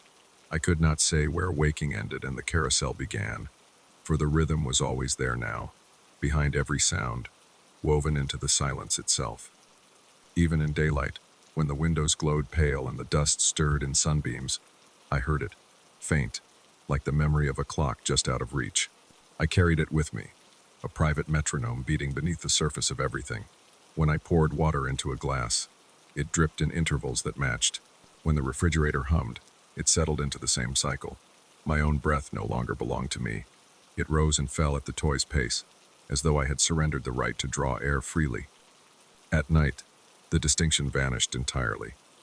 I would find myself already standing in the hall without remembering how I had left my bed. Sometimes I still carried the blanket, trailing behind me like a shadow, unwilling to let go. I would drift to the door of the small room and stand there, not daring to enter, yet unable to turn away. The carousel did not always move, but the longer I stared, the more I felt its motion inside me, as if my veins coiled around its axis, tugging me inward. I told myself I would resist. I told myself it was just exhaustion, a trick of sleeplessness. But the toy listened, and the toy answered. The tick no longer sounded like brass striking brass. It had grown softer, warmer, almost human, as though lips and tongue shaped it now. Each pulse lingered like a syllable, stretched and folded back into silence before returning. Slower, steadier, patient. I began to hear words forming in the gaps, not spoken fully, not clear, but hovering just beyond meaning, like a language I almost remembered. Sometimes it was my mother's lullaby again, sometimes my father's voice, but more and more it was neither. It was closer, more intimate, as if my own thoughts had started echoing back at me before I had time to think them. The room itself shifted with that rhythm. The corners curved, the ceiling dipped, the shadows breathed. At times I felt the floor give slightly under my weight, a gentle rise and fall, as though the entire space were inhaling and exhaling, waiting for me to follow. And always the carousel stood in the center, small, fragile, unassuming, yet more alive than I had ever been. Its horses gleamed faintly even in darkness, their frozen gallop suggesting a movement too vast to see with eyes alone. I knew if I touched it, it would not be brass beneath my fingers but skin, warm and trembling, alive with the same heartbeat I now carried. I lingered there night after night, suspended in a half-dream where the difference between stepping forward and standing still felt meaningless, where the very act of hesitation seemed like another kind of surrender. And through it all, the carousel waited, not demanding, not rushing, only waiting, with the patience of something that had already won. It was on the 9th night that resistance stopped feeling like an option. I did not decide to rise from bed. I was already on my feet, blanket falling away, feet bare against the cold floorboards. The hall did not creak anymore. It breathed, each board swelling underfoot as though I walked along a lung. I drifted, not walking but carried, until I stood once more at the door of the small room. The carousel spun slowly in the dark, though I had not touched it. Its horses rose and fell with a rhythm I now recognized as my own, each motion in perfect time with the thud in my chest. When I placed my hand against my sternum, I felt not my heartbeat but the tick, and it was steady, mechanical, endless. The toy began to speak. It did not use words at first. A sound, low and drawn, uncoiling from the tick until it stretched into a syllable, then another, until the space around me filled with the vibration of speech. At first it was my father again, calling my name. Then my mother's song stretched to breaking, but quickly, terrifyingly, the timbre shifted into something closer, more intimate, a voice I knew too well. It was my own. The carousel ticked, and with each turn I heard myself answering thoughts I had not yet thought. Yes. Number. Come closer. My lips did not move, yet the words formed in the room, layered over the tick, spoken in a voice so perfectly mine that doubt collapsed beneath recognition. I wanted to deny it, to whisper, not me, not me. But when I opened my mouth, the sound that came out was not the one I meant. The carousel anticipated, spoke for me, through me, before I had time to shape meaning. And when I tried to stop, silence itself betrayed me, the pause filled with a delayed echo of my own voice, confessing, pleading, welcoming. I staggered forward, drawn by the glow of its brass skin, the horses gleaming as if wet with breath. Each step felt less like movement and more like surrender, my body yielding to the inevitability of rhythm. I thought to raise my hands in refusal, but they lifted instead in offering, palms open, trembling in the thin light.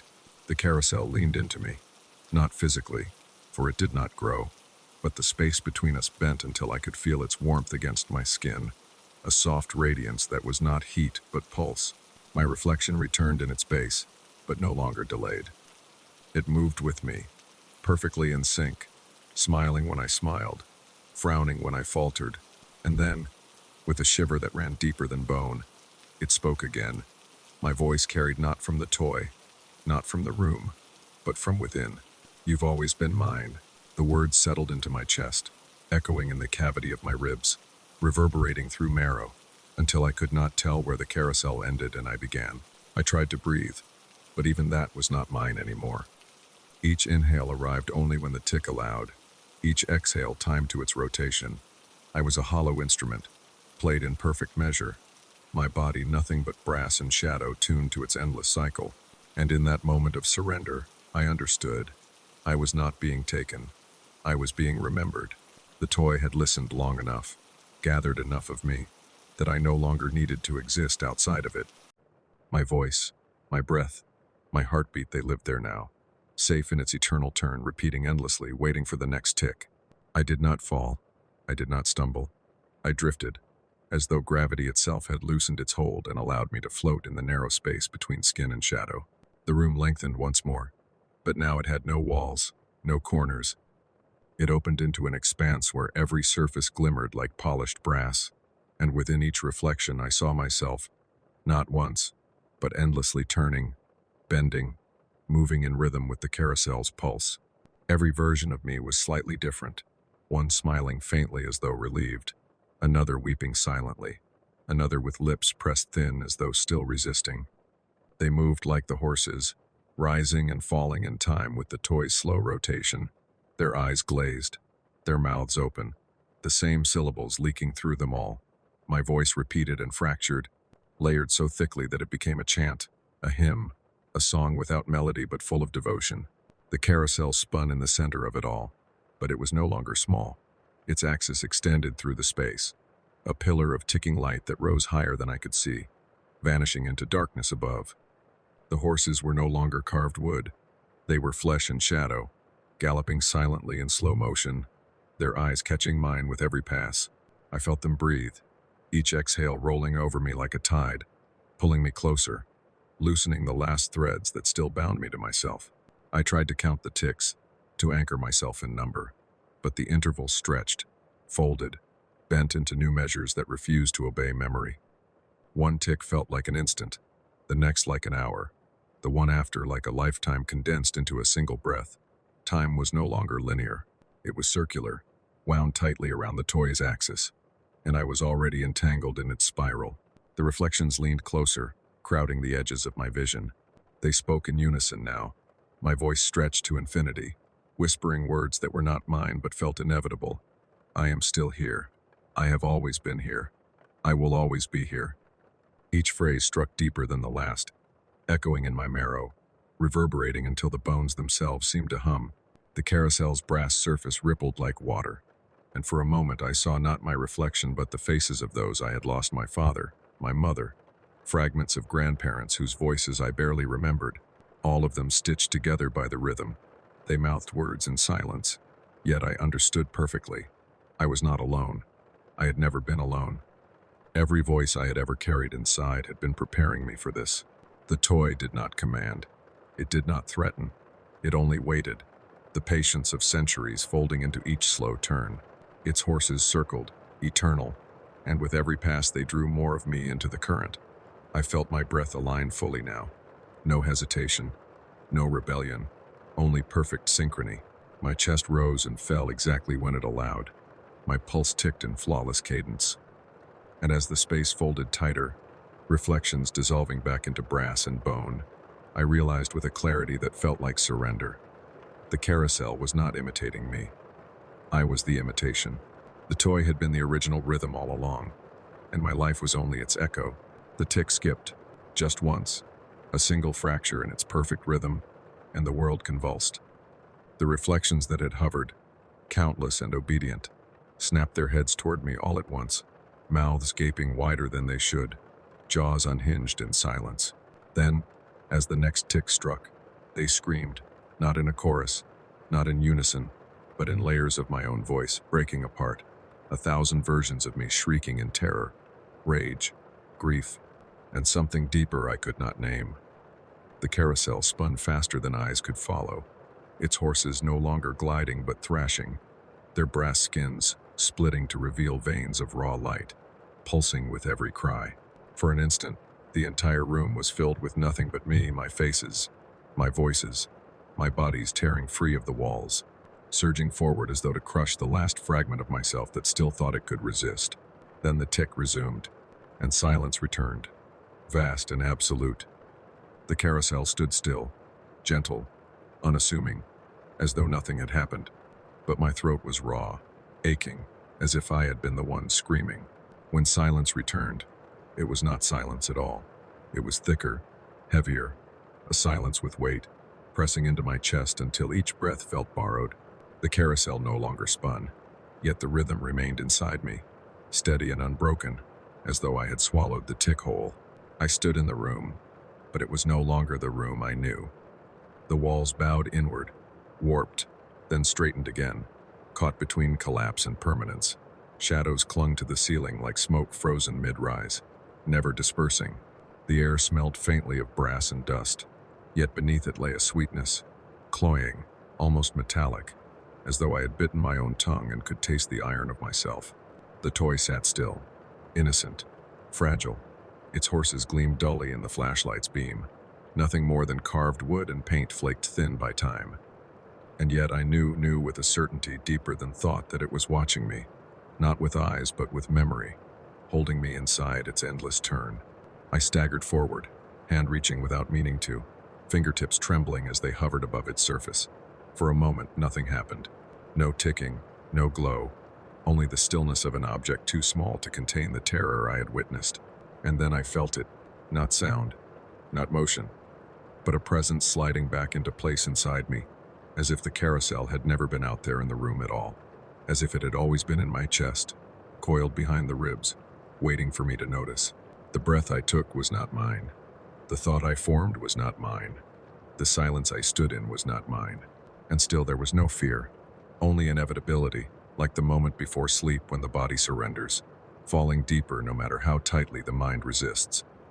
I turned away at last, though the toy did not stop watching. Its reflection followed me in the dark glass of the window, smaller than it should have been, yet too precise to dismiss. Even as I left the room, closing the door behind me, I carried the tick with me down the hall, into bed, into the hollow of every dream. When I closed my eyes, I saw the horses move again, not fast, not frantic, just steady, endless, patient. And when I woke, if waking was even the right word, the carousel had not moved from its place on the shelf, but I could feel it turning inside me, and I knew it would never stop. Story 4, The House That Refused to Sleep. The house stood at the end of a road that seemed longer every time I walked it, a narrow strip of asphalt swallowed by trees on both sides. It was not abandoned, not quite. It had curtains in the windows, a garden where weeds had grown tall, a faint light that sometimes glowed from the upstairs room, though no one I asked in the village ever admitted to living there. They spoke of it in half sentences, voices lowered, as though naming it directly might invite something unwanted into the conversation. I had rented it for the season, not knowing any of this. The listing online had shown it bathed in late afternoon sunlight, its gables sharp, its roof angled like a perfect sketch of home. The price was absurdly low, but I told myself that was the countryside for you. Empty land and empty rooms, old houses left behind by families long gone. On the day I arrived, the road had no sun.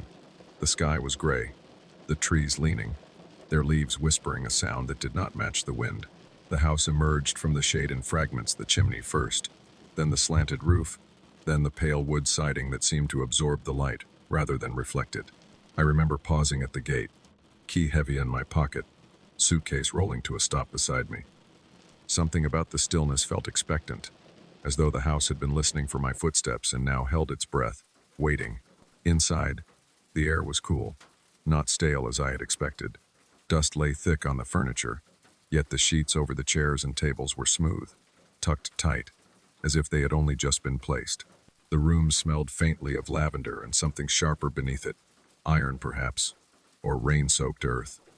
I set down my bag in the foyer and stood still for a long time, listening. The silence of an old house is never empty. It is a silence of small things, the ticking of beams, the settling of wood. But here the silence was layered, as if other sounds had been erased, scraped clean, leaving behind only the echo of their absence. I told myself it was only nerves, the usual unease of arriving somewhere unfamiliar. I walked through the kitchen, ran my hand across the smooth surface of the counters, and found them strangely warm, as though touched only moments before. Upstairs, the bedrooms waited, their windows looking out onto the trees, the curtains unmoving even as the branches outside swayed. That night I lay awake in the unfamiliar bed, the mattress too soft, the air too still. Sleep did not come easily. Every time I drifted, some small shift in the silence pulled me back, floorboards creaking without weight, a sigh pressed against the wall, the faint scrape of something across glass. And always, when I opened my eyes, The light from the upstairs hallway spilled just a little under the door, though I had never turned it on. The longer I lingered in those first rooms, the less they seemed like rooms at all. The foyer stretched in ways I could not measure each time I turned back toward the door. The distance between me and the exit seemed subtly altered. A few steps longer. The angle shifted, as though the house had rearranged itself while I wasn't watching. The hallway to the kitchen narrowed and widened in the same breath, the walls pulsing faintly with the rhythm of something too slow to be my own heartbeat. The air was cool but carried a hidden warmth, the kind that clings not to the skin but to the bones, a reminder of long-kept breath waiting to be exhaled. I paused at the base of the stairs, looking upward. The banister was smooth beneath my hand, polished by use that should not have been recent, yet it carried a faint residue, a trace of warmth like a touch that lingered a moment too long. Above, the landing was dim, the light falling in a way that made it impossible to see the end of the corridor. Shadows did not gather there. They throbbed, thick and soft, like lungs filled with smoke. As I stood there, I had the peculiar sense that the house was leaning toward me, not physically, but with an attention so focused it felt like a weight pressing between my shoulder blades. I had entered not an empty space but a listening one, a place that noted the sound of my breath, the rhythm of my steps, the way my hand hesitated against the rail. I tried the switch by the stairs. The bulb flickered, but never fully lit. Instead, a pale glow emerged from the upstairs hallway, faint but steady, as if it had been waiting for me to notice. The light was not bright enough to reveal anything clearly. It only defined the edges of things, stretching shadows into long fingers that reached down the wall. When I closed my eyes, the glow pressed against my eyelids, persistent, the way the sun leaves its trace after staring too long. It carried the same rhythm as the breathing silence of the house, pulsing in time with the creaks of wood and the subtle shifts in air. For a long moment, I stayed still, listening to it. I thought I could almost hear words in the silence, not spoken but implied, as if the house were shaping a language too old to recognize, yet intimate enough to understand. And though my body begged for rest, I knew without knowing how that this house had no intention of sleeping. I carried my bag up halfway, then stopped, unsure whether I had chosen to move or whether the house had nudged me forward. The corridor above was waiting, its pale glow spilling downward in soft, irregular waves, not steady like electricity, but more like candlelight seen through thick glass. I told myself to count the steps, an anchor, a ritual, but the numbers refused to hold. 7, 9, 12. The staircase did not match its own length. When I turned to glance back, the front door was farther than it should have been, a small rectangle swallowed by the hush of the foyer. At the top, the hallway bent slightly, or seemed to. I walked along it, passing closed doors that leaned inward, as though listening. The floorboards beneath me stretched, their creaks strangely delayed, the sound arriving a half second after my foot had already moved on. For a moment I thought I heard another set of steps, soft, lighter than mine, tracing me from just behind. I turned, and the corridor was empty. Yet the glow pooled at the far end now, not where it had been, pulling me onward with the patience of something that did not need to rush. I set my hand on one of the doors as I passed. The wood was warmer than my skin, as though it had been held recently, pressed by fingers that had since slipped away. When I withdrew my hand, the warmth lingered, clinging faintly, refusing to fade.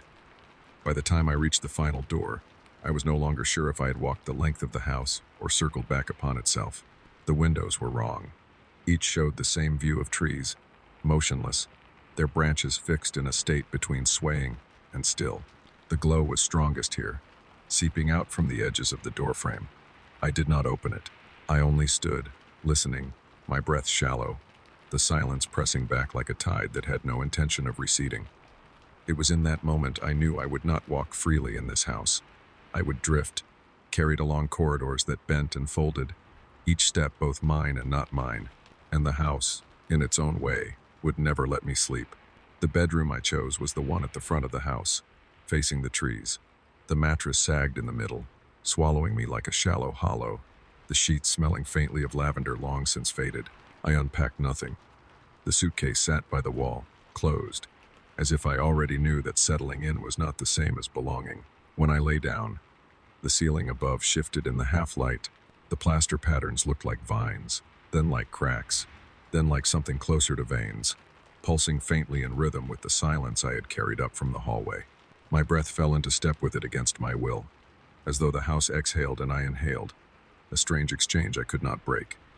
I kept my eyes open too long, waiting for sleep to come, but sleep did not arrive in the way I remembered. It hovered at the edge of the room, reluctant, its edges fraying whenever I began to drift. The moment I felt myself slipping, some small sound would catch me, a tap against glass, a sigh that seemed to come from the walls themselves, the faint creak of the doorframe adjusting to a pressure I could not see. Once, I thought I heard a whisper just outside the bedroom door. Not a word, not even a syllable, but the shape of speech, like someone practicing the outline of a thought before letting it form. I turned my head and saw the narrow strip of light along the floor, the glow from the corridor seeping through. It pulsed faintly, as though it were breathing, and I could not remember if I had left the hallway light on, or if it had never been mine to switch at all. The house did not feel hostile. That was the strangest part. It did not loom or threaten. It waited.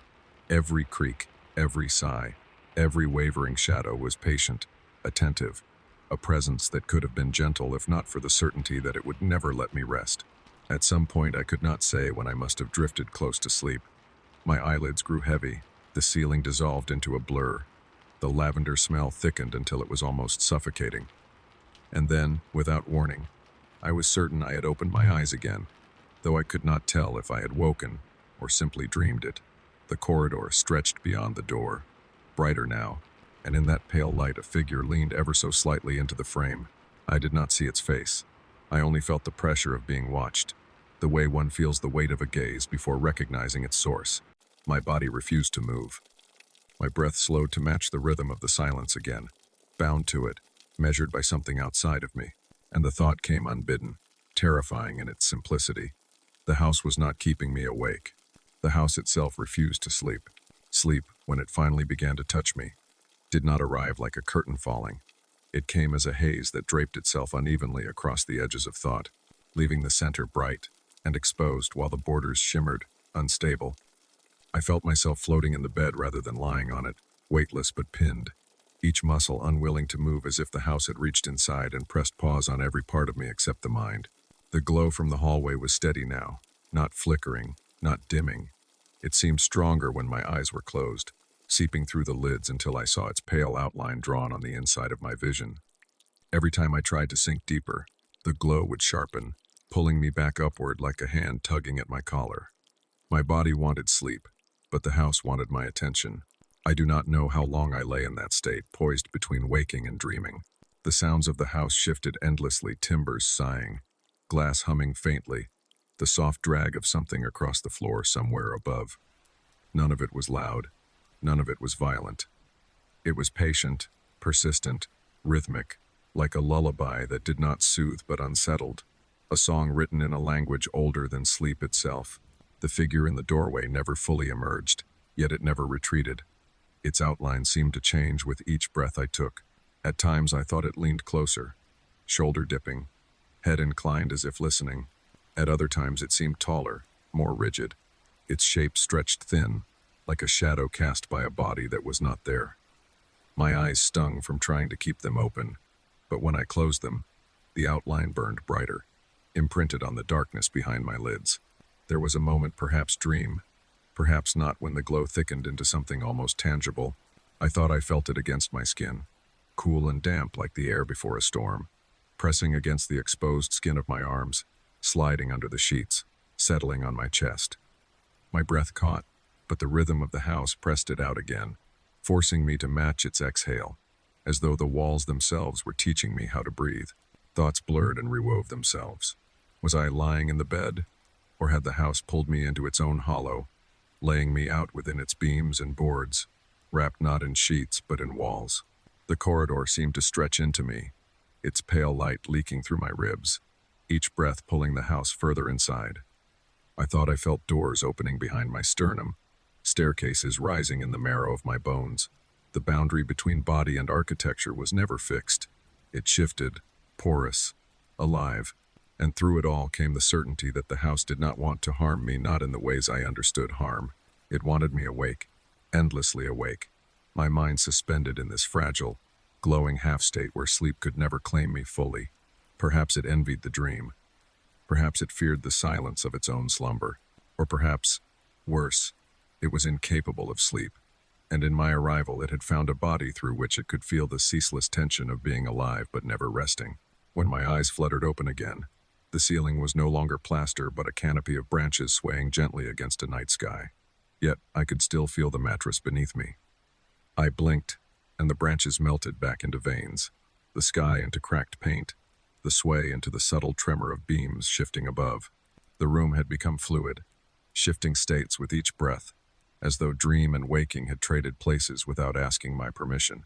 I lay perfectly still, unable to tell which world I occupied. Only the glow remained constant, waiting in the corridor, patient as ever. And in that waiting, I realized it would outlast me. The glow flared once. Just a pulse, a single widening of the light under the door, but it split the silence open like a crack of thunder inside the skull. My breath froze. For an instant the bedroom walls dissolved, and I was standing, not lying, in the upstairs corridor itself, barefoot on boards that shivered beneath me. The doors on either side were open now, every one of them, and from each room spilled the same pale light, overlapping, converging, until the hallway was a tunnel of white. Figures lined the walls, shoulder to shoulder, faceless, their heads tilted in the same slow rhythm as my breathing. They did not move forward, did not speak, only leaned, closer and closer, until their absence of faces pressed inches from my own. The next blink and I was back in bed, sheets clenched in my fists, heart hammering so violently it seemed to echo against the walls. The ceiling was only plaster again. The doors in the corridor shut tight, the glow faint and steady as before. But my hands were cold, my soles damp with dust. The hours that followed had no shape. I do not know if they passed quickly or not at all. The house carried me along the edges of consciousness, like a tide that never receded, and when at last I rose from the bed, I could not say if it was because I had willed it, or because the house had gently pushed me upright. The corridor outside was waiting. The glow that had spilled from beneath the door now filled the entire hallway in a dim, unwavering wash. Not brighter, not darker, but deeper, as though it had settled into its own permanence. Every board I stepped on yielded soundlessly, the usual creak replaced with a hush that felt rehearsed, deliberate, as though the house had chosen silence over noise for reasons of its own. I walked slowly, though time itself seemed reluctant to follow. My footsteps stretched, each one suspended in air a moment longer than they should have been, and the shadows at the far end of the hall bent forward to meet me, lengthening like arms, then pulling back just before I could reach them. It was not menacing, not yet. It was a kind of game. The house teasing, revealing, withholding. From one of the closed doors came a soft murmur, so faint it could have been the settling of air. But it had rhythm, rising and falling, words almost forming. And I knew without opening that if I touched the knob I would find no person inside, only the continuation of the whisper itself. Endless, bodiless, caught in the room like a trapped breath. The stairs downward were no longer the same staircase I had climbed earlier. They seemed longer, tilting slightly, their angle off just enough to force me to adjust each step. The walls narrowed close to my shoulders, then widened out suddenly as I descended, as if the house had inhaled while I was moving through it. The foyer was not dark but suffused with the same faint glow, only now it carried a texture, a faint shimmer like dust suspended in water. Through the window panes, the trees outside stood unnaturally still, their branches frozen mid-sway, each leaf pinned in its place as though time itself had stepped aside for the house to continue on its own. I drifted toward the living room. The furniture was not where I remembered it. The armchair leaned slightly inward, facing me rather than the fireplace. The clock on the mantel ticked, though its hands did not move. Every tick landed inside my chest, echoing against bone rather than air, and I realized that the rhythm had replaced my pulse. Somewhere overhead, a door opened on its own. The sound was soft, steady, not a sudden creak but the deliberate swing of a handless gesture. It did not slam shut again. It remained open, waiting. I did not climb back up to see which door it was. The house seemed to know I would not. Instead, I circled through the lower rooms, each doorway bending me slightly, each threshold carrying me not where I expected but where the house chose. Rooms looped back into one another in ways that should have been impossible. The dining room spilled into the kitchen into a hallway that turned me toward the dining room again. With each loop, the details shifted the tablecloth darker. The chairs angled differently, the light above the table breathing a little more insistently. And the whole time I could feel it. The house awake, restless, unwilling to let even a single corner fall quiet. It paced itself through me, pulling me along its veins, threading my body into its own rhythm until I could no longer tell if I was wandering the house or if the house was wandering through me. At some point, I paused in the center of the living room, my reflection caught in the dark glass of the window, only it was not mine. The figure looking back leaned a fraction too close to the glass, head cocked slightly, as though listening. When I blinked, the face was gone, leaving only the trees beyond, still frozen, still breathless. And in the quiet that followed, I realized there was no night here in the way the world outside understood it. There was only the house's night, and it would not end until the house allowed it. The stairs waited for me as though they had been listening all along, holding their breath until I returned. From below, they seemed steeper than before, narrower, each step cut from the same pale wood that had begun to glow faintly with the corridor's strange light. For a long while, I stood at the base, gazing upward, unsure if I climbed because I wished to, or because the house had grown impatient with my wandering, and now pulled at me like a tide. The first step groaned beneath my weight, not in protest but in recognition. The sound traveled upward rather than downward, a shiver that rippled along the banister into the unseen dark above. My hand found the rail, warm and slightly damp, as though it had been held too long by someone who had only just let go. Halfway up, the air changed. It grew heavier, textured, as if dust hung in suspension though I could not see it. Each breath filled my chest with something denser than air, something faintly sweet, faintly metallic. The shadows here leaned differently. They did not fall back when I approached, but swayed forward, brushing lightly against my sleeves, as though curious. At the landing, the corridor opened wide but seemed to narrow again the moment I stepped forward, drawing close to my shoulders with a slow and silent pressure. Doors lined either side, each identical, each closed, yet I had the sense that every one of them leaned inward to hear me pass. The glow was strongest here, bleeding not just from under the doors but from the very seams of the wood, faint threads of light weaving outward like veins lit from beneath.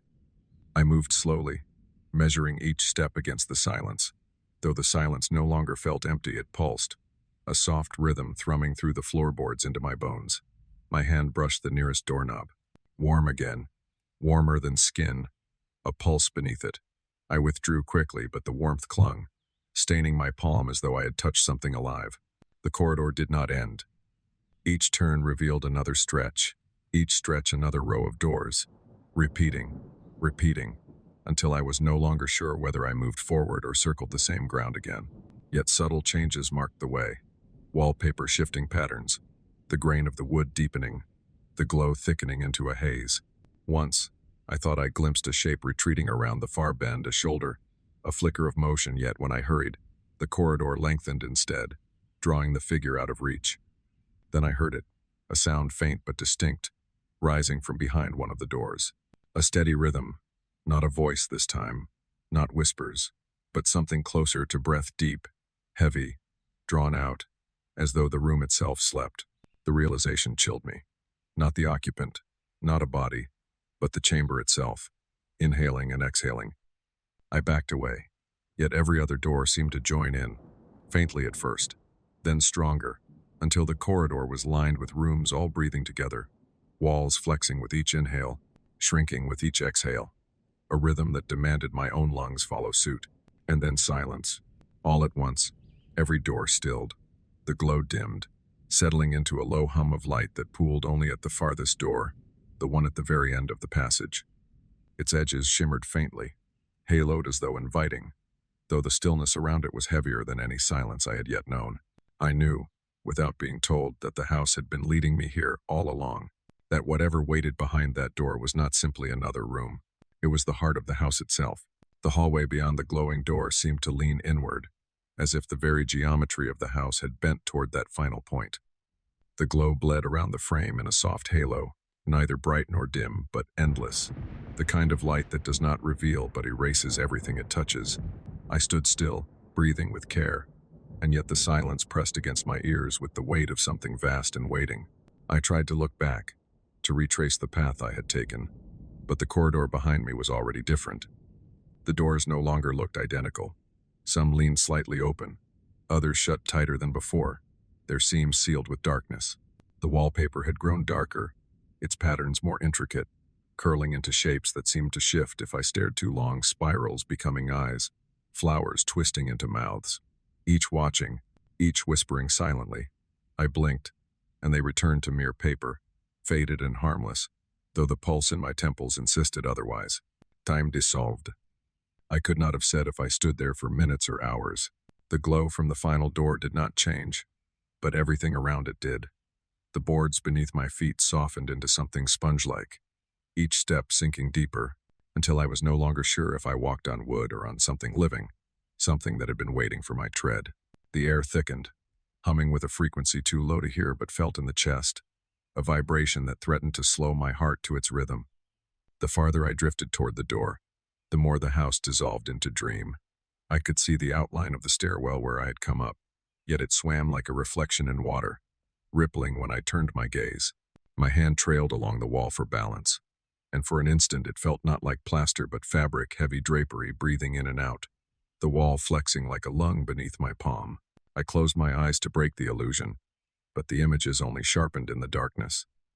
I saw not the corridor but the inside of an immense chest, its ribs arching like beams overhead, each inhale bending them inward, each exhale pressing them outward again. I was walking through the body of something that refused to rest, its heart sealed behind that final door, beating in time with the light that leaked around its edges. When I opened my eyes again, I had drawn closer without meaning to. The door filled my vision now, its glow staining the floor, painting faint outlines of my hands across my own skin. The doorknob gleamed faintly, as if polished by countless touches, yet no one had entered for years. I stood there, suspended between the desire to retreat and the certainty that the house had been drawing me here since the moment I lay down in its bed. The stillness deepened until even my breathing felt intrusive, and the thought returned quiet, terrible, absolute. The house did not want me to open the door. It wanted me to know I already belonged on the other side. The door yielded without resistance. The knob turned beneath my hand as though it had been waiting for my touch all along, and the moment the frame parted, the glow bled into me like water flooding into lungs. I stepped across the threshold without deciding to, carried forward on a current I could neither fight nor name. The room inside was vast, though its walls pressed close, an impossible contradiction. It stretched far, farther than the dimensions of the house could allow, yet I felt it curve inward, wrapping around me like the inside of a shell. The floorboards gleamed with a wet sheen, reflecting a faint shimmer that was not light but movement, something crawling just beneath the grain of the wood. At the center of the room stood a bed, not like the one I had chosen downstairs.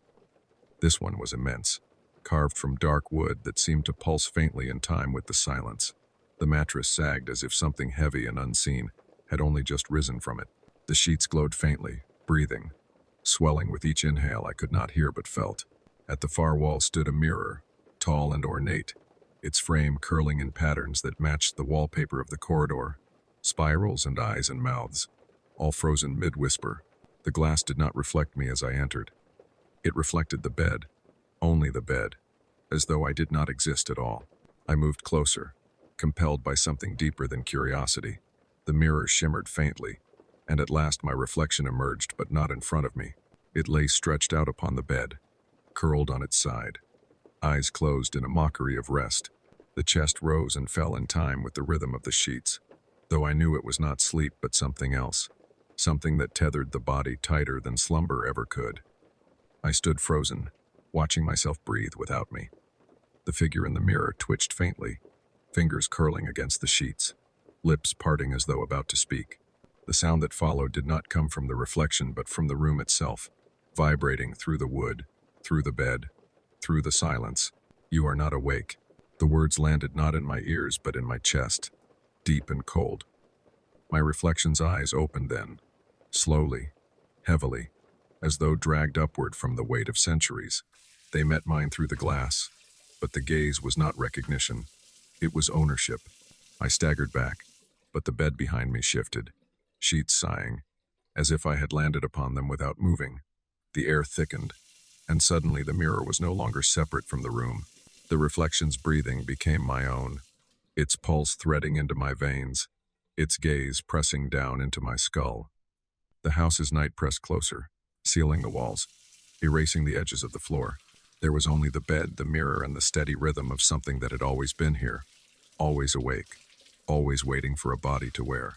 I tried to close my eyes, but the reflection's eyes stayed open, unblinking, and I understood, with a clarity sharper than terror. The house did not want me to sleep. It wanted me to dream for it. 5. The Watcher in the Window.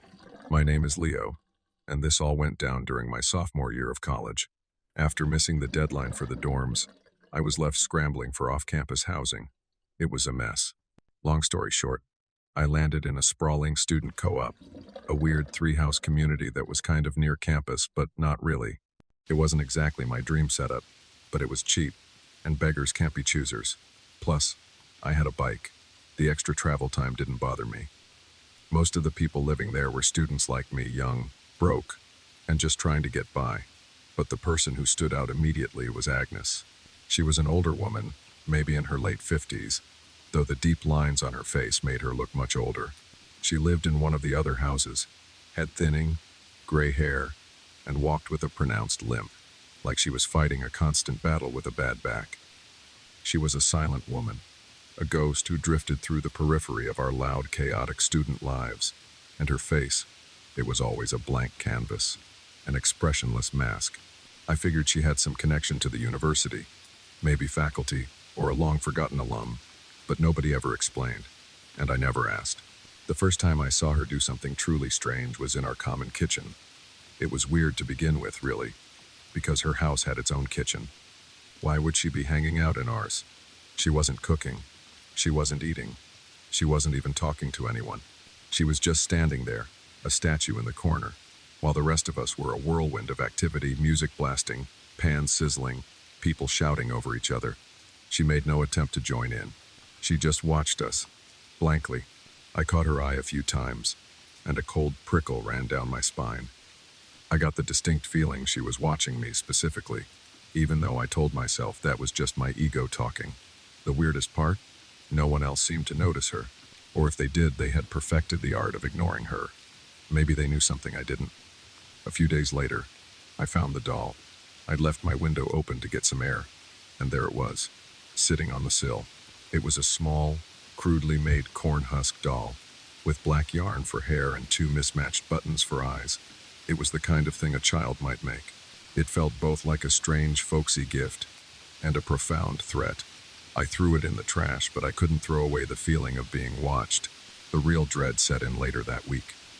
I was at my desk, trying to cram for a midterm, when I glanced out my bedroom window, and there she was, Agnes, staring right up at me. As if that wasn't strange enough, she wasn't on the sidewalk. She was standing in the middle of the street, bathed in the orange glow of a streetlight. It was late, and a cold wind was blowing, but she didn't seem to notice. She must have been freezing out there. I couldn't be sure if she was looking directly into my window, or just at the house in general, but my gut screamed that she was staring right at me. At me, specifically. I don't know why I did it. Social conditioning, I guess. An idiotic attempt to be friendly and break the god-awful tension. I waved at her.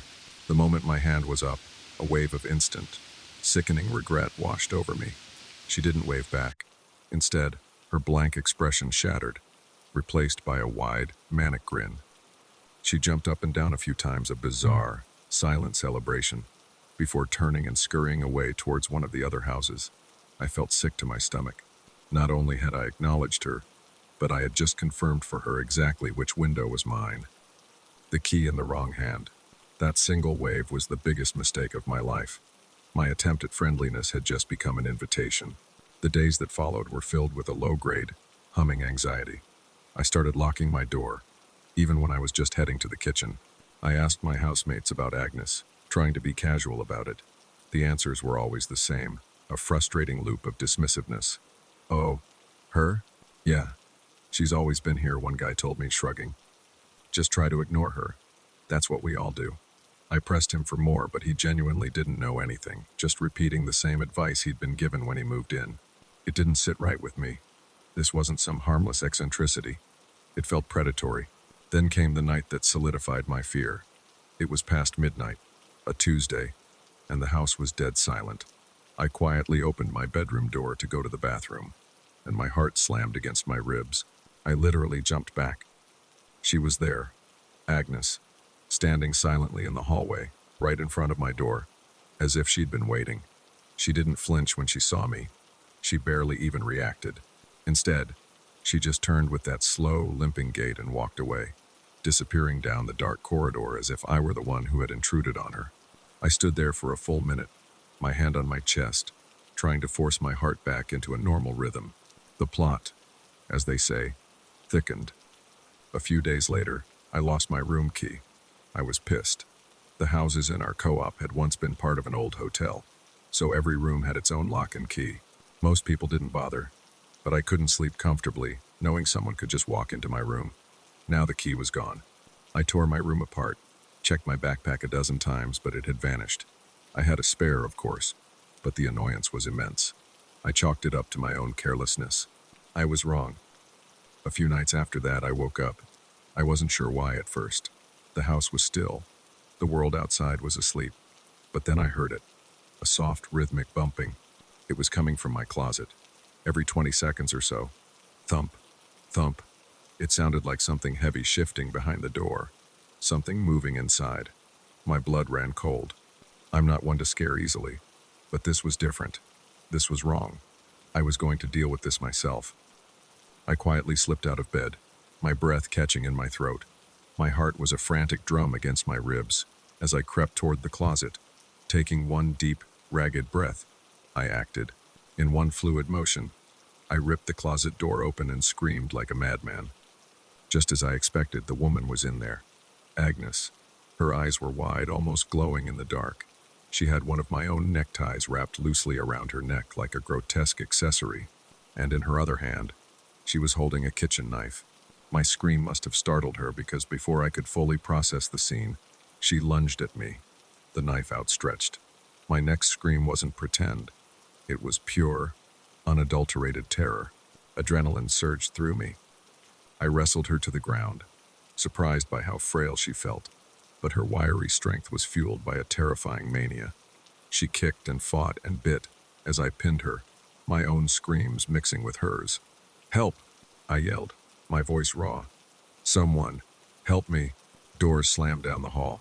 Footsteps thundered towards my room. My friend and housemate Lee was the first one in. He didn't hesitate, immediately helping me immobilize the thrashing woman while someone else called the police. The rest of the night was a blur of flashing lights and quiet, urgent voices. The police were there in minutes. They arrested her on the spot. By then, Agnes had stopped screaming, her silence somehow even more unsettling than her rage. And then came the final, gut-wrenching confirmation. An officer approached me, holding an evidence bag. Inside, glinting under the hallway light, was my missing room key. They'd found it in her pocket. Weeks later, we got the full story. An email from the university, full of apologies and legal jargon. Agnes was the property manager's sister. He had been letting her live there under the radar, hiding her away. She had severe mental health issues, and instead of getting her proper care, he had committed an act of unbelievable negligence, just throwing her into an unoccupied room in a house full of students. I believe he was eventually arrested, and rightfully so. I honestly blame him so much more for what happened than her. If anything, I feel bad for her, but my pity won't erase the fact that she tried to kill me. I could have lost my life that night. I survived, but a part of me is still locked in that closet with her, the gilded cage. But not all threats are as obvious as a woman in a closet. Sometimes, the danger smiles, says hello, and lives right across the street, as my husband Benjamin and I were about to discover. I've lived in this modest 2-story home for the better part of 20 years now. With the kids all grown and living their own lives, my days have settled into a peaceful rhythm. I'm retired, so I spend a lot of time on my front porch, knitting, reading, listening to my true crime podcasts, just enjoying the quiet hum of the neighborhood.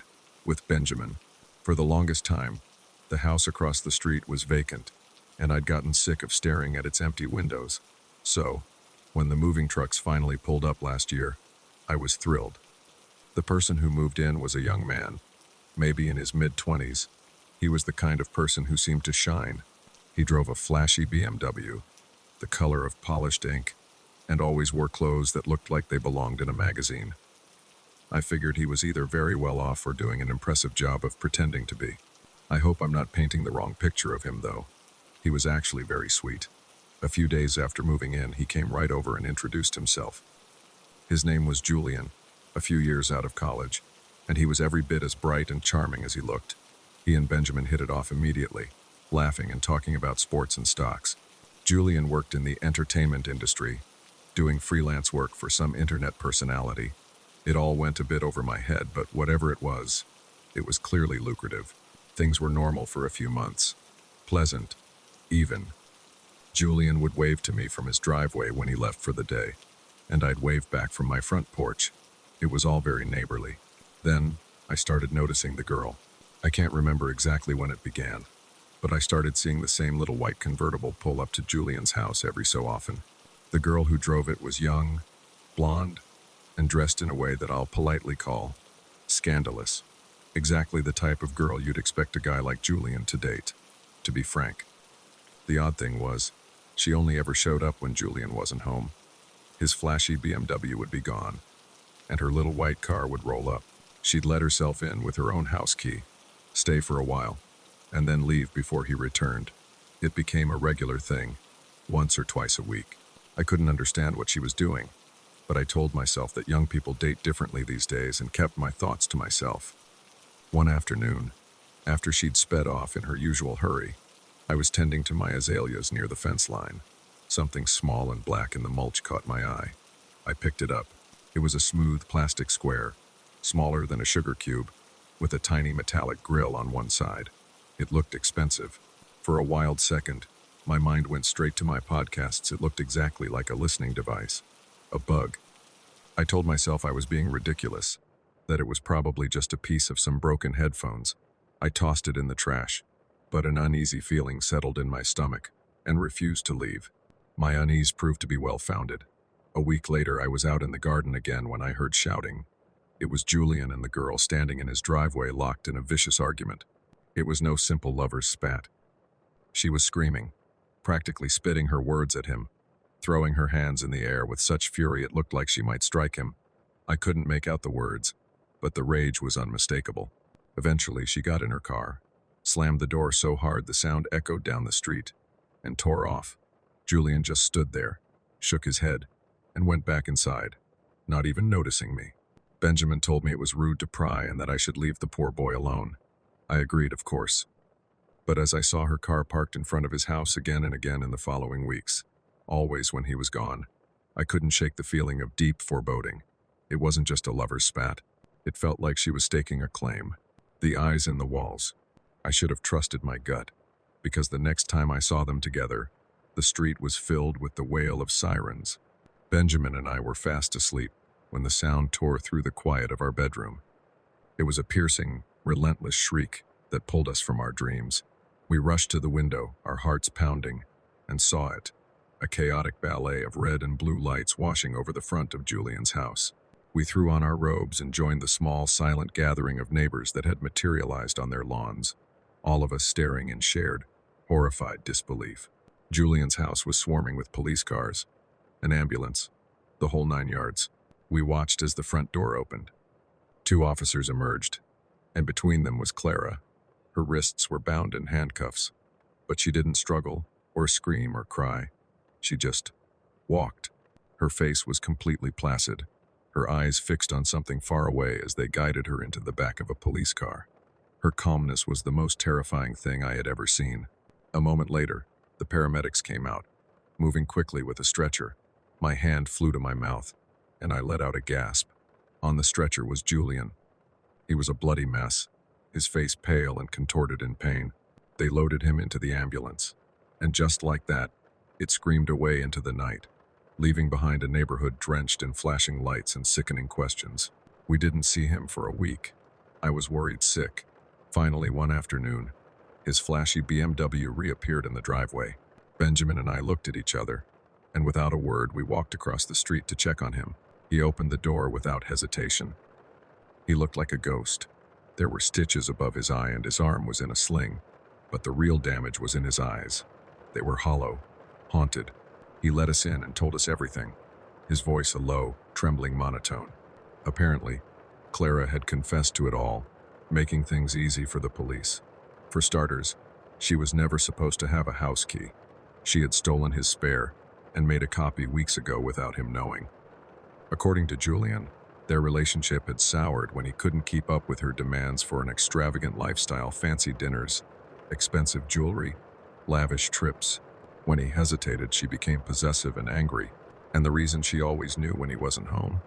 She had access to his location through his phone, something I didn't even know was possible. She had been through all his things, but worst of all, she had planted hidden cameras in his house, in his room. Every time I had seen her car pull up while he was gone, she had been inside, replacing the camera batteries, ensuring her eyes were always on him. The vicious argument I'd overheard was Julian's attempt to break up with her. She refused. Having watched his every move through the cameras since that day, she knew his routines, his vulnerabilities. The following night, she let herself in with the stolen key and a knife. He somehow managed to fight her off and call for help, but not before she seriously injured him. The doctors said he was an inch away from dying. Benjamin and I tried to console him, but he was visibly shaken, beyond our reach. The last thing he said to us before we left was that he had learned his lesson about flaunting money, especially around certain people. He moved out not long after that. He said he couldn't feel safe in that house anymore, that Clara had tons of friends just like her, and he couldn't live with the thought that they all knew where he was. We never saw him again. I pray to God he's doing okay. He learned his lesson about wealth, but the price was nearly his life. The party that never was. But some neighbors don't want your money or your love. Some, like the one I met, just want to operate in the shadows, and they'll create an elaborate illusion to do it. When I moved into my new place, I was just looking for a fresh start. I won't get into the messy details, but let's just say a bad situation with an ex made staying in my old city impossible. The neighborhood I chose was the definition of quiet suburbia, low crime, manicured lawns, and mostly families. The houses here are really spaced out, which was part of the appeal, but for some reason, the property next to mine was much closer than any of the others. And by the way, that house next door was huge, a monster of a place. When I first saw it, I thought a family of 10 could live there comfortably, great-grandparents and all. I could not have been more wrong. Even though I was trying to keep a low profile, I figured I should at least introduce myself. I saved my next-door neighbor for last, mostly because my social battery was completely drained after a day of small talk with overly cheerful parents. But I sucked it up and walked up the long driveway. I was expecting someone middle-aged, so when a young-looking guy with a mullet opened the door, I was a little taken aback. He looked even younger than me. He flashed a massive smile and cut me off mid-spiel. "Oh wow, someone who was born in my decade," he said. "What a nice surprise." I laughed, relieved, and told him I felt the same. He introduced himself as Silas and told me to come by for a drink sometime. His friendliness was disarming, but when I asked him what he did for work, a normal question, right? His smile faltered, just for a second. After a weird stare, he laughed it off and just said, "Finance," without elaborating. He then made an excuse about being busy and quickly went back inside. Still, I was excited. A guy my age, right next door. But I couldn't shake how strange it was for someone like him to live all alone in that huge house. Over the next few weeks, I realized just how alone he was. I work from home, and my office overlooks his property. I never saw anyone coming or going. No visitors, no parties, no girls, nothing. He never even got takeout delivered, which was bizarre because his car was always parked in the driveway. I genuinely didn't know what he ate, as I literally never saw him leave the house. The guy lived like a ghost. It was weird, but I eventually just gave up on trying to hang out. That all changed about 6 months later. It was a Wednesday night. I remember that distinctly. I woke up around 2 a.m. to the sound of loud music. I sleep with my windows open, and the noise was shaking my room. I got out of bed, peeked out the window, and saw 7 or 8 cars lined up in Silas's driveway. There was no mistaking it. He was having a party. A massive raging party in the middle of the week. Annoyed, I threw on a hoodie and walked over to ask him to turn it down. I knocked, but no one answered over the insane volume. I texted him. Nothing. Defeated, I went back home and tried to sleep. The next morning, the cars were still there. I knocked again, harder this time. Still nothing. Frustrated, I reached for the handle, half expecting it to be locked. To my surprise, the door swung open.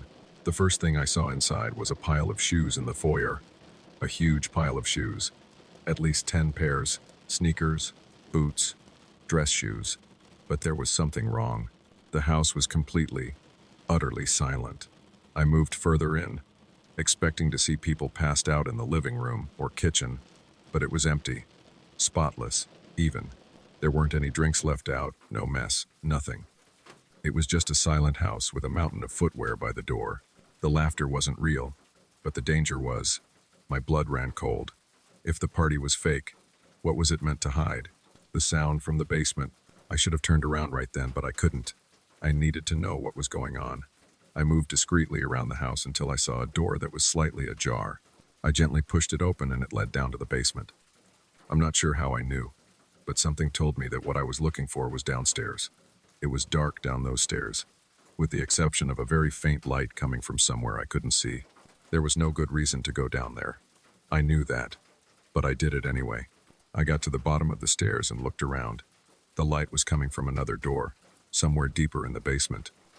I crept towards it, and as I got closer, I started to pick up on another noise I hadn't been able to hear earlier over the party recording.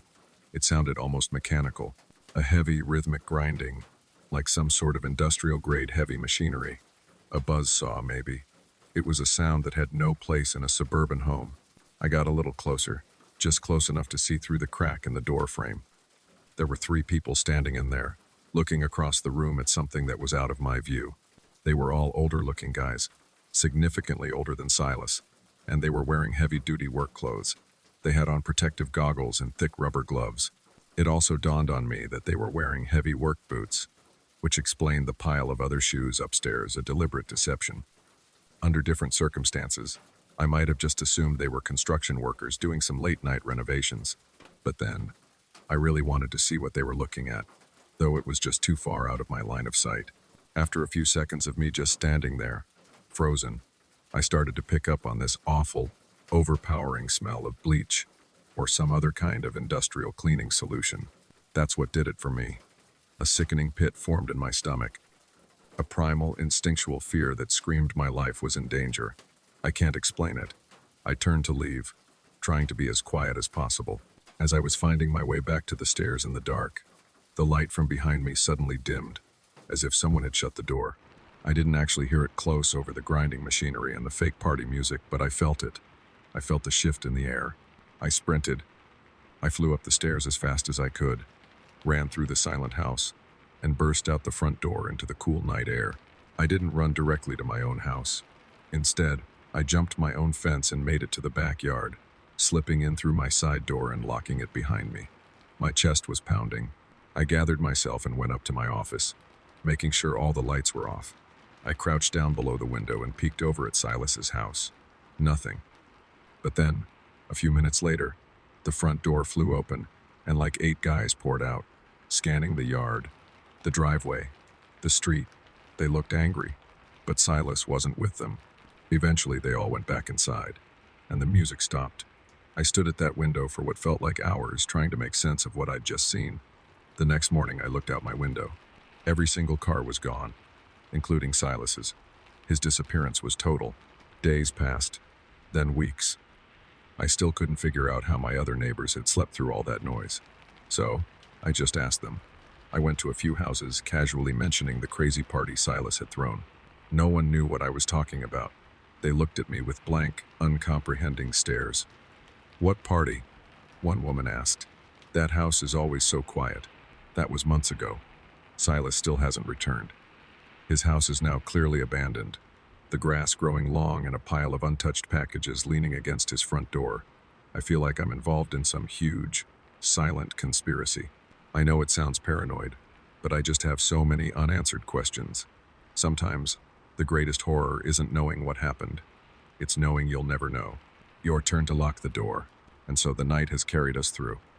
7 stories, each a step deeper into the quiet places where sleep and terror share the same breath. If you are still awake, my friend, perhaps the stories have kept you company in the hours when the world outside holds its breath. If you are already drifting into dreams, be careful.